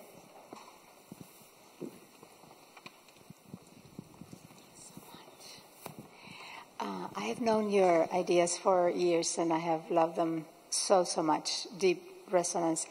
So I am former fundamentalist, and when I left my former ideology, my family shunned me because that's what they do. for people that leave. So I am essentially looking for a family and looking for a tribe. And you know how they say that we are like the 5 closest people to us? We're like what? 5? Like the 5 closest friends that we have or something like that. So I feel a pressure to sort of facilitate people coming to my life who also uphold, good, not values in the sense of values, but open minds and just open-heartedness and so forth. So my most brilliant idea was to move to New York City from Texas. From Texas? Yes. To move to New York to Texas to find your tribe. That's interesting. Where in Texas? San Antonio. Oh, I'm from Houston. Oh, yeah. So anyway, I have definitely noticed that I have not been as proactive in the putting myself in the places where I can meet people. I don't want to think too much with a strategic mind. Nevertheless, I want to be in the flow and so forth. I am a writer, and I am writing and publishing a little bit. I'm a life coach. I have 2 degrees in psych, and yet I feel like I'm not doing anything. I'm sort of lonely. And at the same time, I know that I am complete, but there's that dichotomy between ego and spirit and so forth. So because of my background, I have a certain aversion to anything religious, because I know that God is not subject to a system, that God is accessible to every human being regardless. And so when I think about church, it's like, oh my God, the hair in my spine rises, and it's like, don't go there. However, I feel a tremendous need for community. Okay. So when you say a former ideology, were you you brought up a church where you felt some people were judged as good enough and some people were judged as not good enough? Oh, absolutely. Okay. Incredibly. I knew that because that's what you're doing now. You haven't left it behind in your mind at all. You're doing it right now. I need to find 5 or 6 people whose values are good enough to be in my tribe. That's not the way to get a tribe. Yes, well, not values, right. But that is what you said. So my point is how your mind is operating. So from the Course in Miracles perspective, this entire human race is your tribe. Everyone you see, everyone you meet, everyone you think of. And remember, everyone you see and everyone you think about will be to you what you choose to be to them. Now, that does not mean that everybody's to become your best friend. But it does mean that the feeling of community that you seek. You cannot get a feeling of community and comfort in life by having this sense, whether it's 1 person or 5 people, that we're cool. We're here for each other. We're the tribe, but it's exclusive. Now, it's one thing to have a tribe, to have a family, so that together we all love the world better. But when everything cool there? But when it's from an exclusive place, I'm looking for somebody of the right values or whatever, that's only going to increase the sense of isolation. So the issue is, as you do, whether it's the Course in Miracles or anything else, that you're going to wake up in the morning, you're going to walk down the street in New York, and New York is a great place to practice it because you see so many people. So you're walking down the street in New York, and the love in me salutes the love in you, the love in me salutes the love in you. Once again, you don't say this out loud. Right? The love in me salutes the love in you, the love in me salutes the love in you, you cannot feel lonely. And I seldom do, and I do love people, and I do connect with people. But like you said, best friends, you need a few. I mean, especially when your sisters don't speak to you anymore. I understand the concept. Let me finish and ignore it if you want to. Okay. So as you do that, and as you see yourself as the source, because you already have everything, you don't need a tribe. The human race is your tribe. And you are going about your day seeking to be that which is giving that, not that which is looking for that. Then what that does is put you in a position where those who are meant to come closer, because they will feel that from you, will be able to, and your navigational system will work well. Not everybody is meant to become that close. Some people are. But think about it. If you are on the lookout for people who are on some level in your thinking, like I said, it's left over from where you left. On some level, we're looking for whether or not people are good enough to be in my tribe. So what people are going to be picking up from you is judgment. It's not going to invite into your experience what you're looking for. Rather, if you are simply saying, I'm just here in New York to be an instrument of love, you're sitting in a Starbucks, you're sitting anywhere, sitting in a coffee shop, sitting at the bus stop, sitting on the subway, and you are silently just sending your love to everyone. You are using your mind. You are using in your mind that puts you in that resonant field. Once again, the cell, when it's actualized, everything is already programmed. So the Course in Miracles would say that everybody that is meant for you to meet in New York, now that you're here, has already been chosen. Now, this is really interesting because Course in Miracles talks about when you have a job to do for God. It says in the Course, the people who are meant for this have already been chosen. But if you're not in the place where you need to be, you will either not notice them or they will not notice you. Or even if you notice them, if you're not in the place where you're supposed to be, they won't really want to. Does that make sense?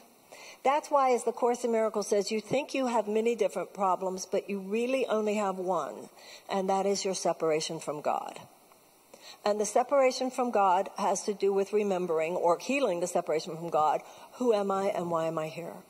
So if that shift in thinking, once again, that's the miracle, the shift in thinking, shifting in your own perception, that this New York City, it's like when people say, what do you think you are, God's gift to New York? Yeah, that's what you are. Everybody here, you are God's gift to New York City. You are God's gift to wherever you live. And you are there to just send love to whoever you see. And it's all happening in your mind. That's where the activity is. Everything that happens on the material plane is like literally, it's like the tip of the iceberg. And I promise you that as you do that, you don't have to look for the quote-unquote right people, because that very mindset is a holdover from that which you wish to leave behind. The Course in Miracles says, you think you need to understand people to know whether they are worthy of your love. It says, but I tell you, until you love them, you cannot understand them. So somebody who's meant to be, I always joke, one of my best friends, a man named David, we always joke that the first time we met, we really were in conflict because I was starting this organization, this AIDS organization. He said, what's your business plan? What's your business plan? I said, I don't have a business plan, but these people have AIDS and blah, blah, blah, blah. He just thought I was a nutcase. Now, as it turned out, we were perfect partners for the project. But we always laugh about how he just, I was like, I hate the way he looks at things. And he was like, she's crazy, So I wouldn't have thought that day he was going to be like the godfather to my daughter and stuff. I would never have known that day. Right? Does that make sense? Yeah. Okay. And what is your name? Viviana. Viviana. So would you please put Viviana on the prayer list? Okay, who's next? Yes, ma'am. And this lady here. I'll take this lady and then you. Are there any men who have anything to say here tonight? Okay, yes, ma'am. Okay, I'm sorry I don't speak English very well, but I will try. I tried twice to do the workbook of the Course in Miracles, 10 years ago and a couple of years ago. Both times I arrived to day 100, but I found it very difficult because very often in the meditation the Course says, stay, listen, and you will hear.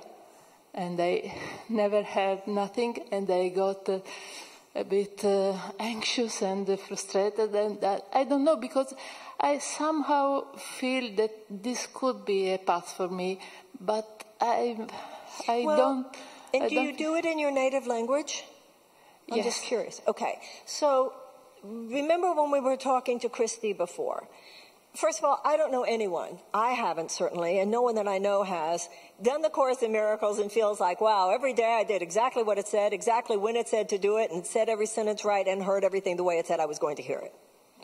So, the Course itself is form. We're not here to worship the form. And remember what I said to her about how the Course says, even if you feel nothing is happening, something is happening.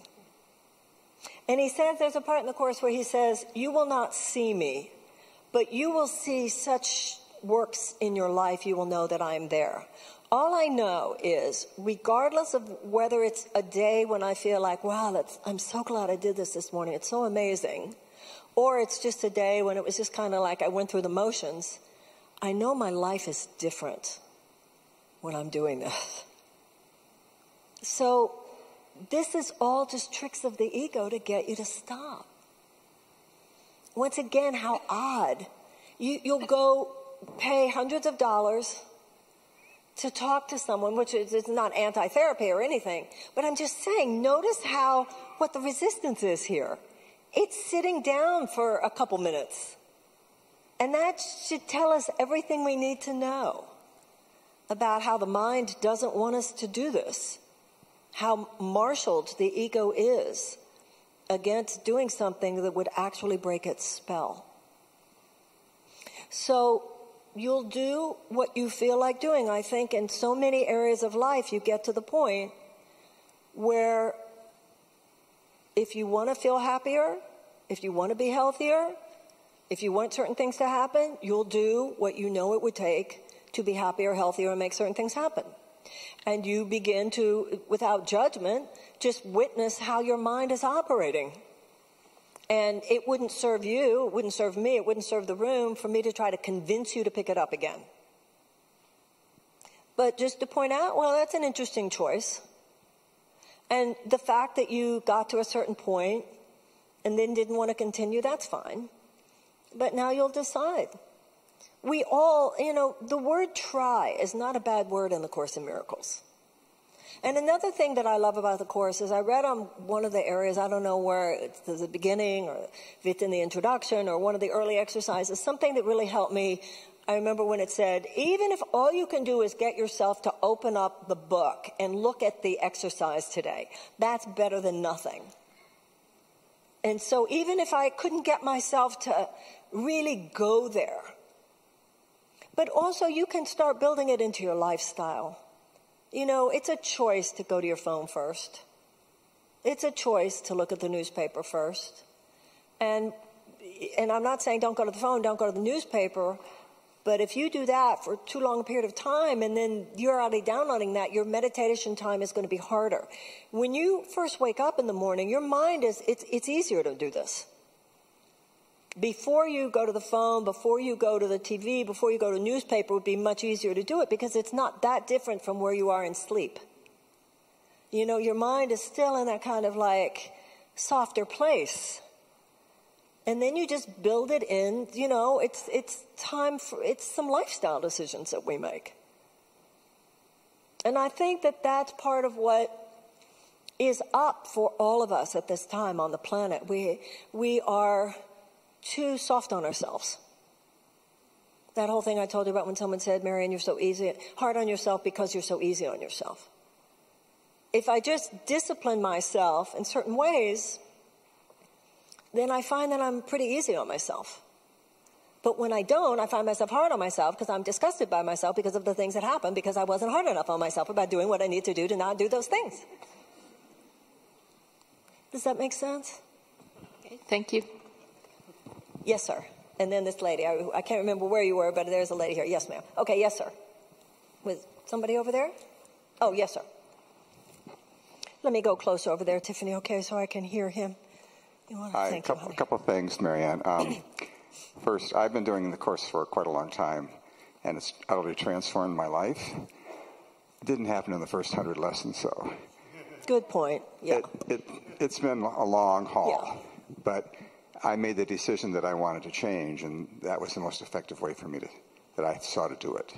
And so I just did it. And that's all you can do is every day you get up, you open the book, you do the lessons, you go to work, do whatever else you have to do, and just keep doing it until you notice the change in your life. And you know what? It's like physical exercise also in this way. At least I feel. With physical exercise, if I haven't been doing it, I don't want to do it. But if I've been doing it, I want to do it. Same thing.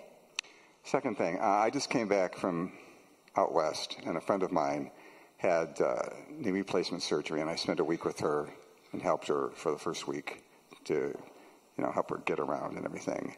And I would like to ask you to put her on your prayer list. Her name is Jean, because not only is she trying to recover from this major surgery, but she has a lot of chaos in her life, and she's overwhelmed by it.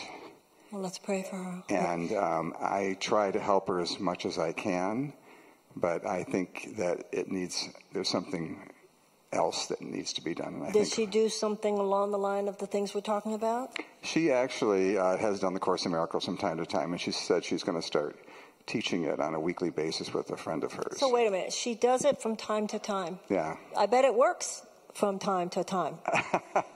Well, I try not to be too hard on her about that. Well, I don't even know her, so I can say. Okay. It's like physical exercise. You never get to stop. It's never like you get to the point where you like the way your body looks, so you don't get to have to do it anymore, because physical gravity will set in the minute you stop, keeping your muscles strong. And there is attitudinal gravity, psychological gravity, emotional gravity, spiritual gravity, particularly in the world today, and particularly with what we're going through in this country. I mean, it's just an assault today of chaos and stress that we're all experiencing together. So we'll be glad to do that. Please put Jean and Viviana and Els all on that list. Okay? Thank you, sir. Okay. You certainly will. Okay, this lady here. Yes, ma'am. Okay, this is probably getting redundant because it's all on the same theme of that the course is just form and keep doing it even if you hate it some days. But I'm having trouble with that, and especially with the language. Like, if I don't... I actively disagree with the fact that there's a God, that there's a Holy Spirit, that there is power in prayer. How do I then progress? How do I not just go, bah? Well, maybe this course isn't for you. Right. I mean, if those words, it's interesting that on one hand you have a problem with those words, but on the other hand you're drawn to, the course does not make itself special. The course is one statement of universal spiritual truth.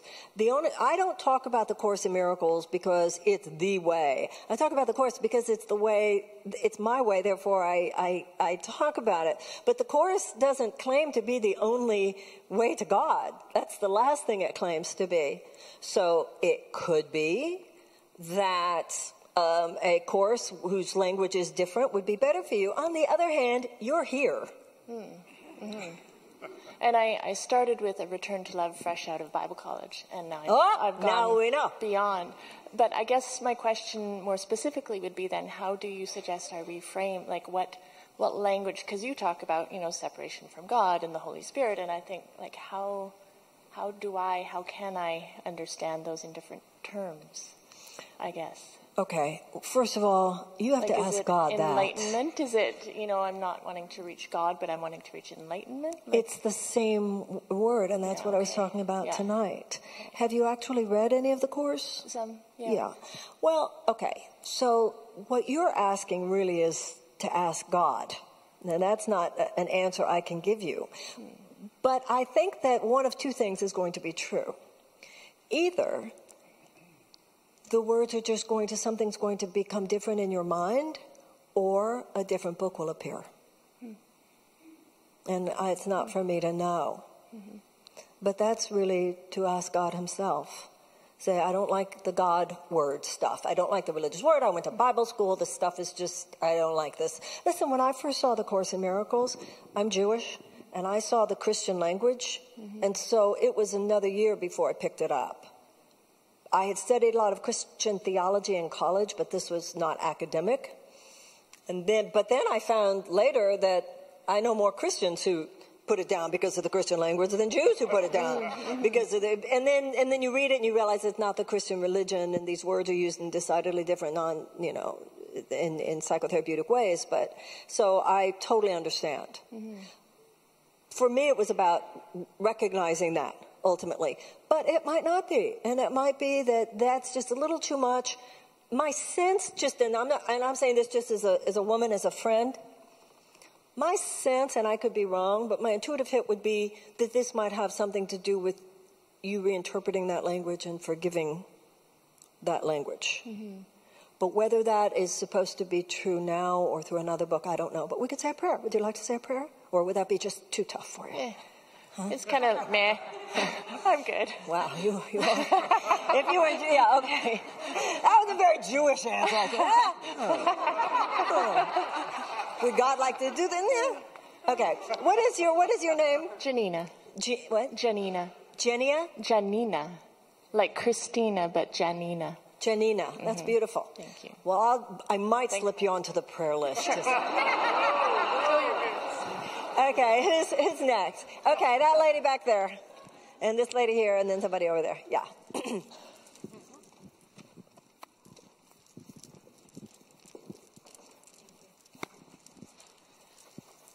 Okay, hello everyone.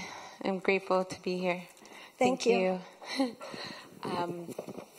Last year I was given a diagnosis of 2 autoimmune conditions, and I had organ failure, and I was barely able to sit upright, and now I'm upright, and I'm strong, and I came from California, so I live in Los Angeles, and I knew you were speaking tonight, so I was like, oh, I'm going to make it, take the subway, and got myself here, and so I feel like I've reached this plateau of like, okay, which direction and how, with my health, do I go? Because I feel like, okay, this medicine, Western medicine is so okay for this, and then there's tons of supplements and programs, and I just kind of, I'm asking for a sense of direction. Well, first of all, we rejoice with you. Thank you. First of all, you've done something right. Thank you. Right? Yeah. I mean, you had these diagnoses, organ failure, my goodness, and now you're great. So what path have you been following? I mean, prayer. I received some surrendering completely. Has there been some Western medicine as well? Minimal Western medicine in the beginning. Okay. And more like supplements and like. So natural. what's the question about which direction, given that the direction you've been taking has done well? I feel because, the question is what direction? Because certain levels in my body are still not balanced. They're still running a little high and low, say immunity, white blood cells, and liver enzymes are still off balance. And you know that because you went to a doctor who told you? I continuously go to the MD for blood work and things like that. Oh, I see. Yeah. So the doctor is suggesting certain Western medicines and you don't know.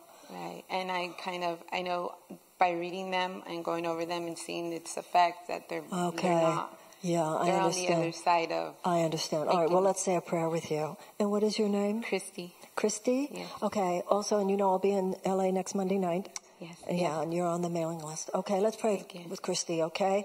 So, and there might be other people here, or people that you know, or people who are watching who are dealing with physical illness.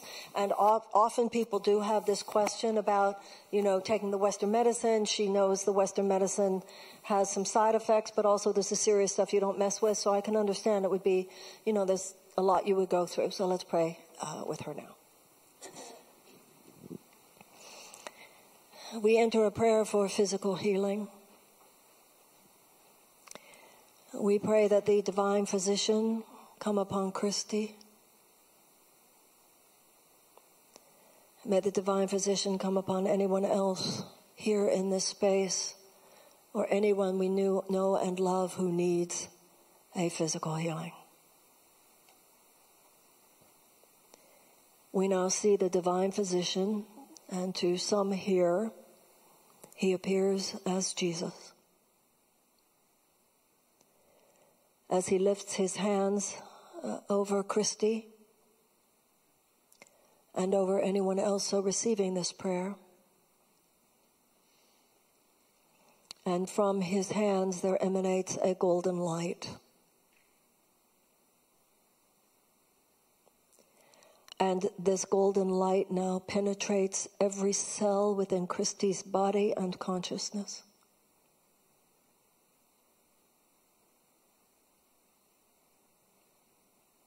And she and anyone else receiving this healing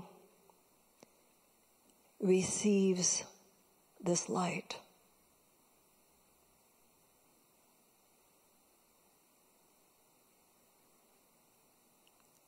All of us receive this light, that ourselves as well might be revitalized and restored. May the Holy Spirit reveal to Christy and to anyone else here the mode, the method, the conduit by which God's holy medicine shall enter her and maintain her good health. We join with her as she places this choice and this decision to be made in the hands of the Holy Spirit. She can release it now and know she will be shown.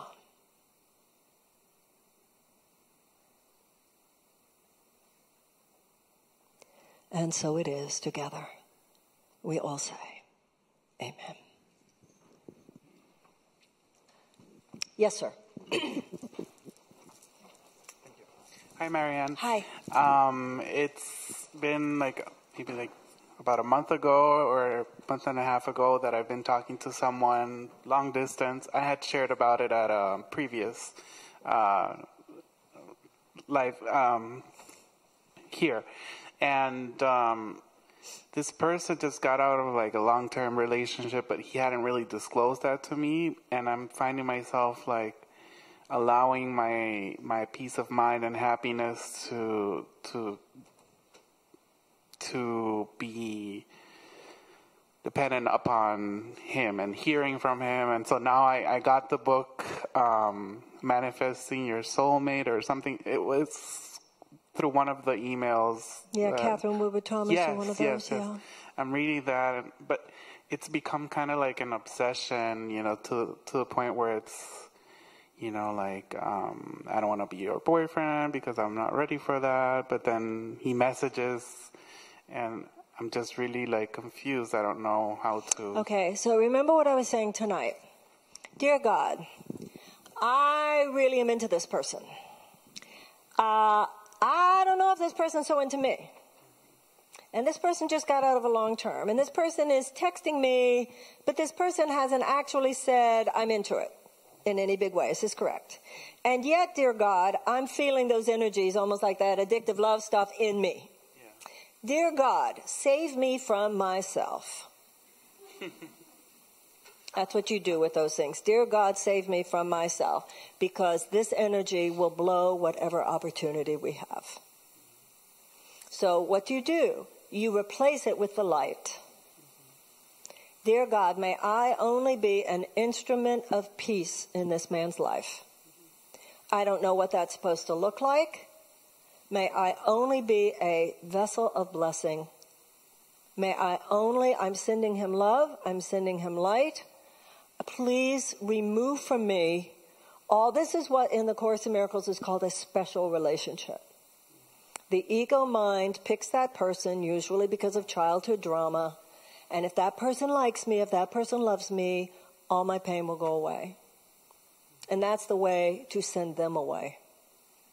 Because it's not attractive energy. You lose your mystery, you lose your power. You're a little too hungry for it. It doesn't make you hot, right?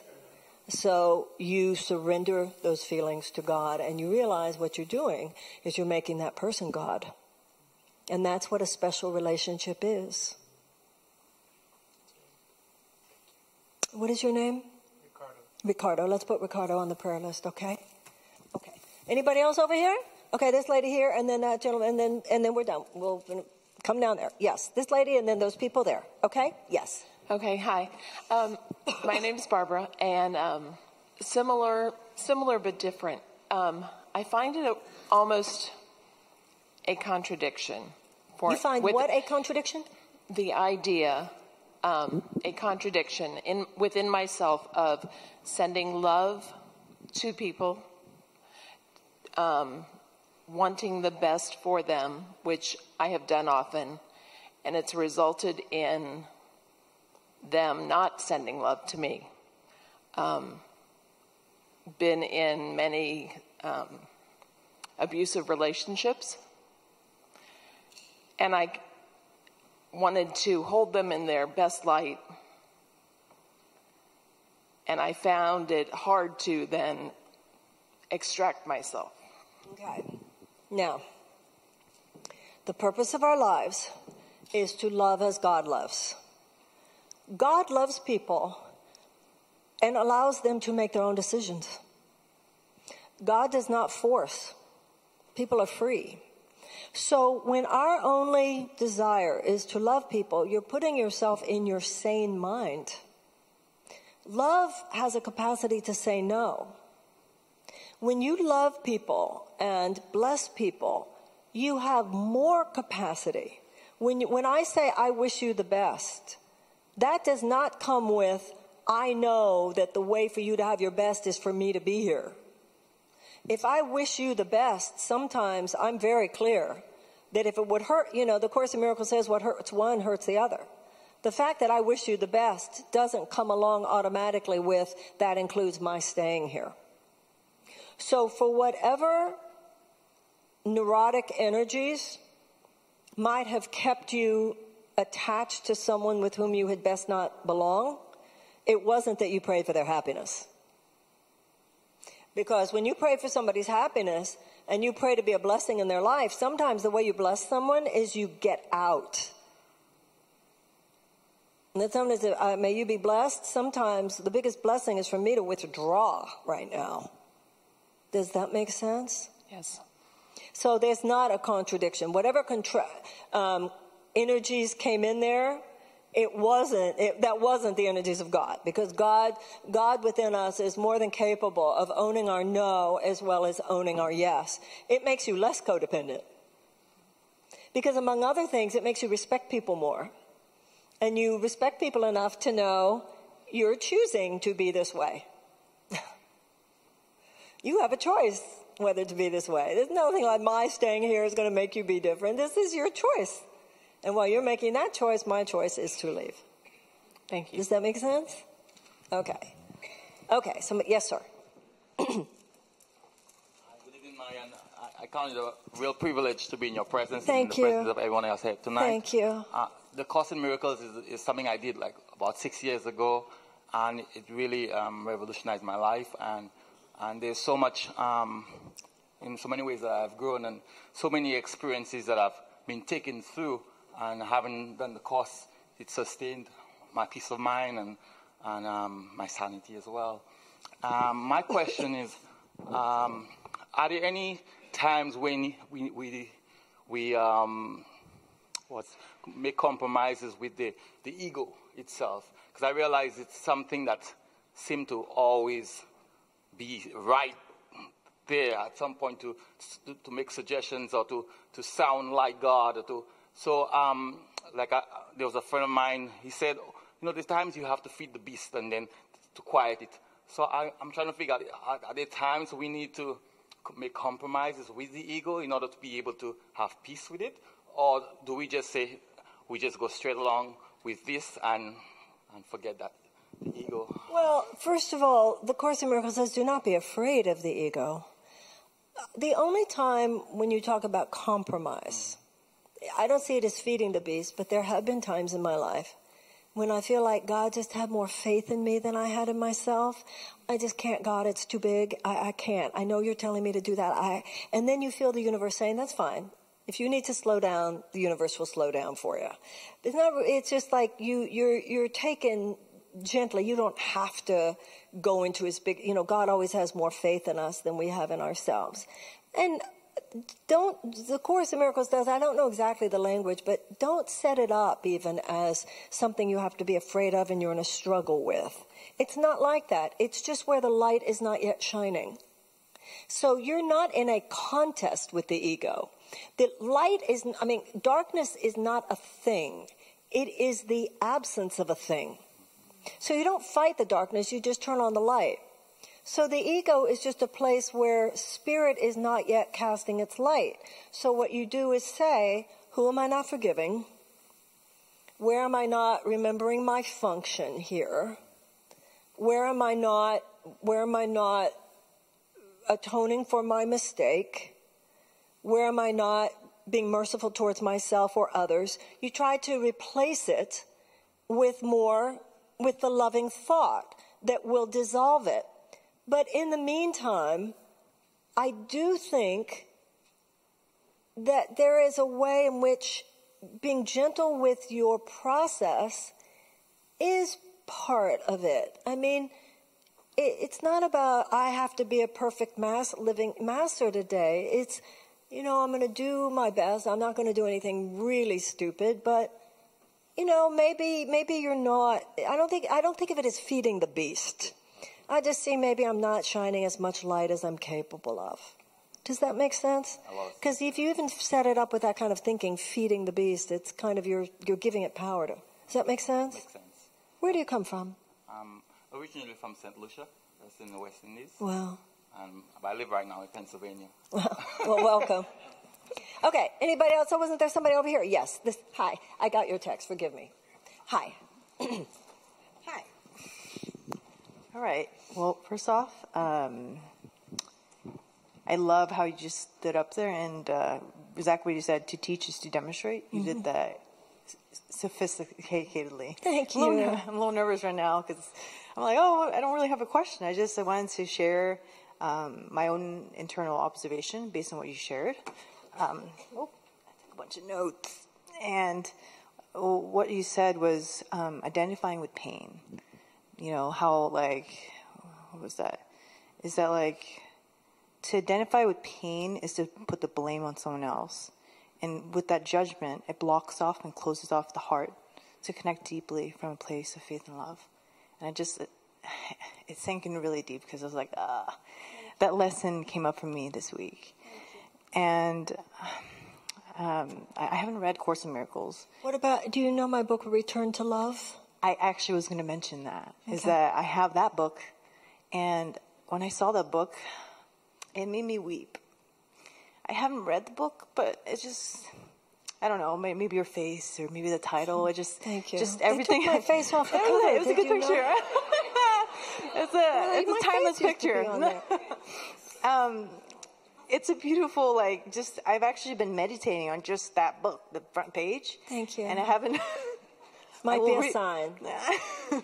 It's showing up, and it's been my own journey of returning to love, because that's really what it's about. That's what everybody's journey is. Yeah, and just being able to. Anyways, I'm not looking at my phone I hope you anymore. enjoy the book. I do, and that has actually led me to one of the things. My own strategy is to be in service. So my means to really return to love is being in front of people and to experience what it means to really give and love. And I actually came from San Diego, California. This is my first time in New York. Oh, welcome. Thank you.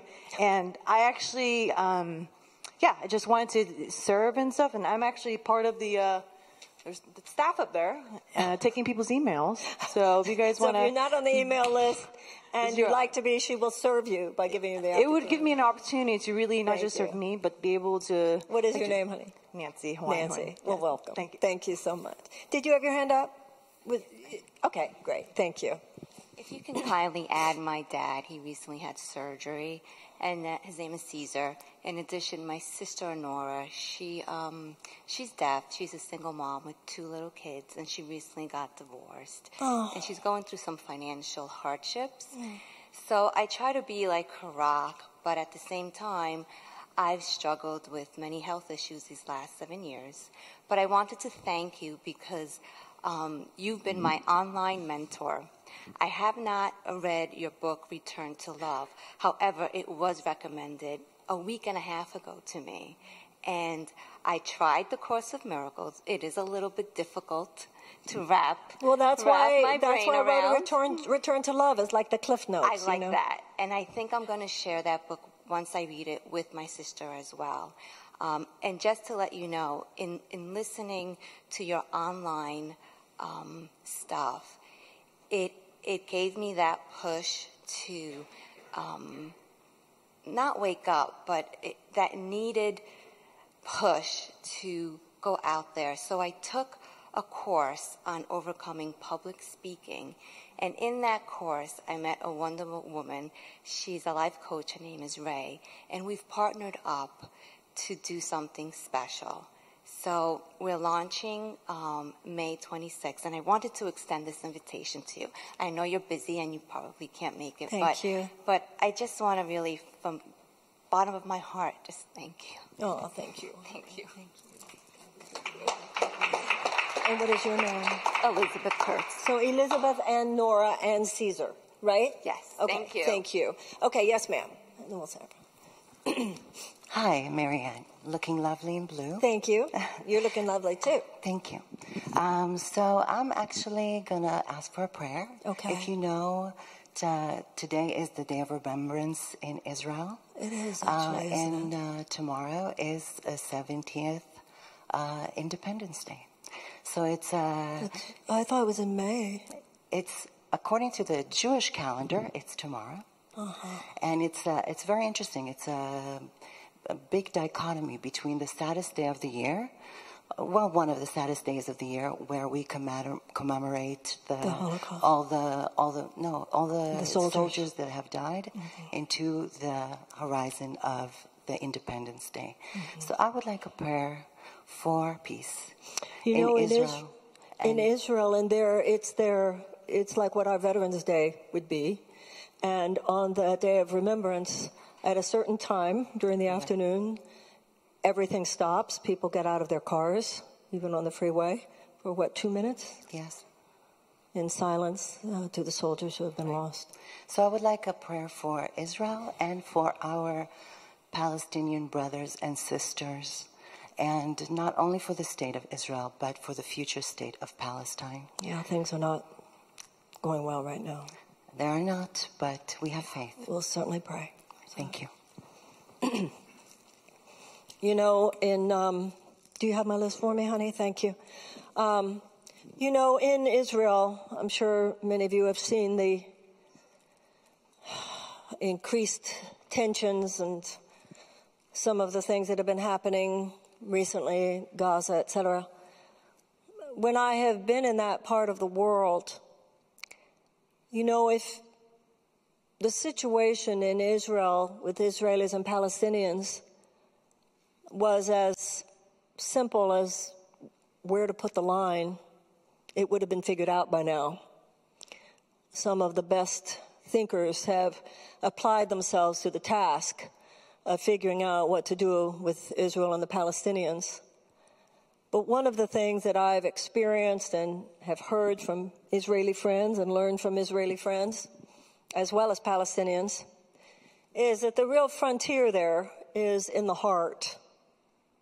And you meet people who are Israeli as well as Palestinian who understand that the real work is everything we're talking about here.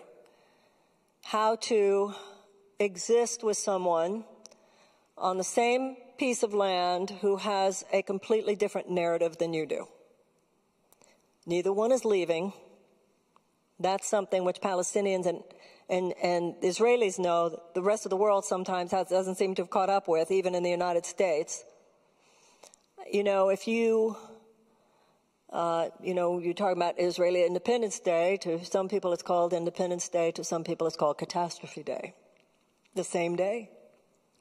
And when you have not processed your own suffering enough, it's very difficult for you to be present to the suffering of the other.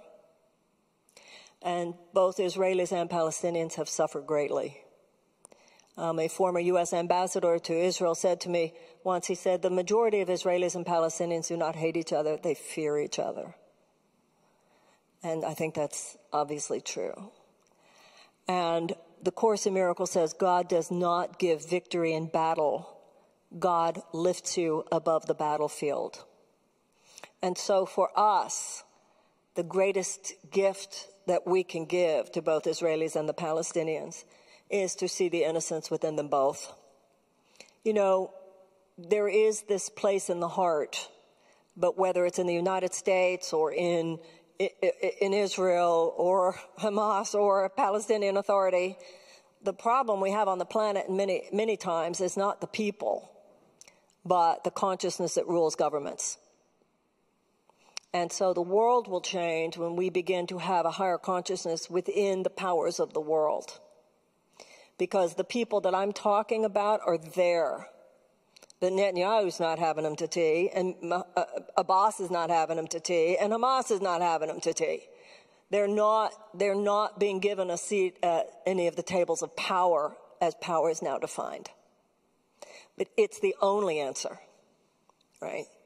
Is somewhere in the heart and in the mind. And I've heard enough Israelis and Palestinians of that higher consciousness speak that it is so obvious if we put our support towards those who see that there is another way. The Course in Miracles says salvation begins when we consider the possibility that there might be another way. So absolutely we will pray, and thank you for bringing that to our attention, and we will pray for Israel, and we'll pray for the Palestinians, and we will apply to that a particular prayer from the Course in Miracles that will apply, that will be a good way to pray for Israel tonight. Okay? And the prayer is here. So I will be here 2 weeks from tonight, right? But on live stream, of course, we'll be back next Tuesday night because we're there every week. Okay? And for those of you in LA, I'll see you on Monday at the Saban. Let's pray. We pray for Travis and for Barbara, for Anthony and for Elliot, for Jane, for Diego, for Nicole, for Jan and for Joe and Victoria, for Els, for Viviana, for Josh, for Rita, for Cooper, for Jean, for Liliana, for Elsa, for Georgina, for Ricardo, for Caesar, for Elizabeth, and for Nora.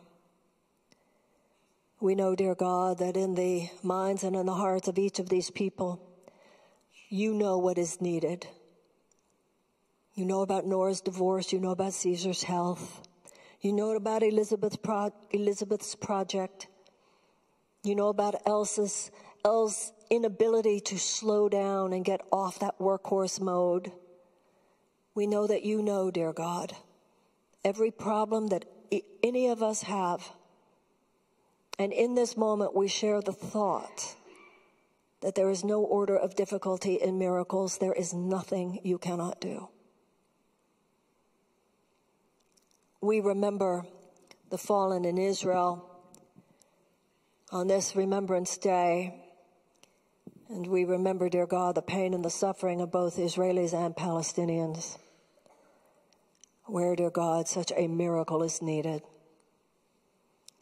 We are taught, dear God, that the holiest spot on earth is where an ancient hatred has become a present love. And so we place the relationship between Palestinians and Israelis in your hands. May these two peoples, these cousins, be lifted above and beyond all regions of separation and fear. May a great wave of forgiveness come upon them both. And we see now, in the heart of every Israeli, a great light. And we see this light expand, covering every Israeli body and extending beyond the body.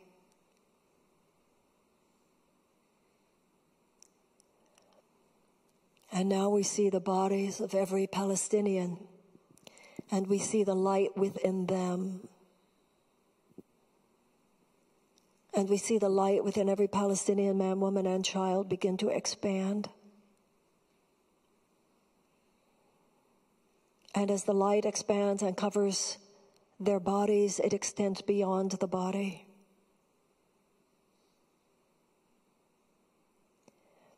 And now we bear witness to that place beyond the body where the light in one merges with the light in the other. We bear witness to where Israelis and Palestinians on the level of spirit are one. Praying for those who have died, praying for the spirits of the Israeli soldiers, and praying for the spirit on this Remembrance Day. We pray for the Israelis who have died, and we pray for every Palestinian who has died.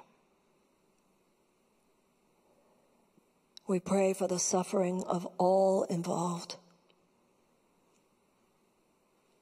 and we bless them both. May Israel have true independence, independence from fear. May both peoples be freed of fear. May both peoples be freed of hatred. May both peoples be freed of the past. May both peoples be freed of their suffering. May both peoples be freed of their trauma. May both peoples be freed of their unforgiveness. May both peoples be delivered to the peaceful land of trust and new beginnings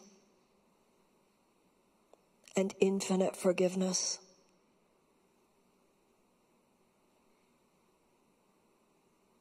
We know, dear God, that there are Palestinians and Israelis whose hearts already resonate to the words that we speak here. Empower them, dear God. Empower them. Lead them. Guide them that they might lead their peoples.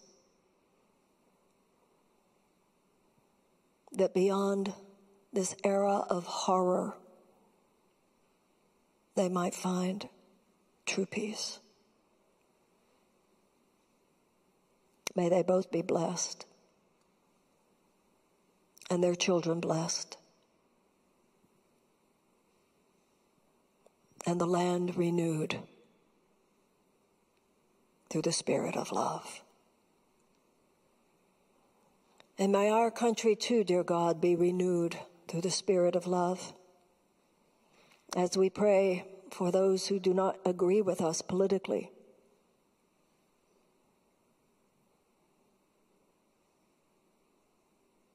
we pray for the happiness of those who do not agree with us, as well as the happiness of those who do. And may our lives be used this week and in the future, that we might evolve, and in whatever way you direct, dear God, help the world itself go forward. And now go forward in confidence and in peace, for there are angels to your left and there are angels to your right. There are angels in front of you and angels behind you. There are angels above you and angels below. The path of light is already paved. It shall unfold before you. In every moment, walk in forgiveness, walk in blessing, and walk in peace. And at any moment of confusion or despair, put out your hand in front of you as would a small child, looking for the help of an elder brother.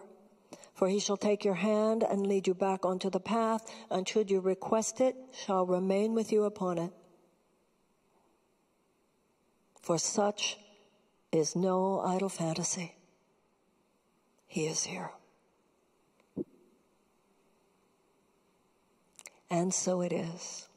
Together we say, amen. God bless you, everybody. Thank you.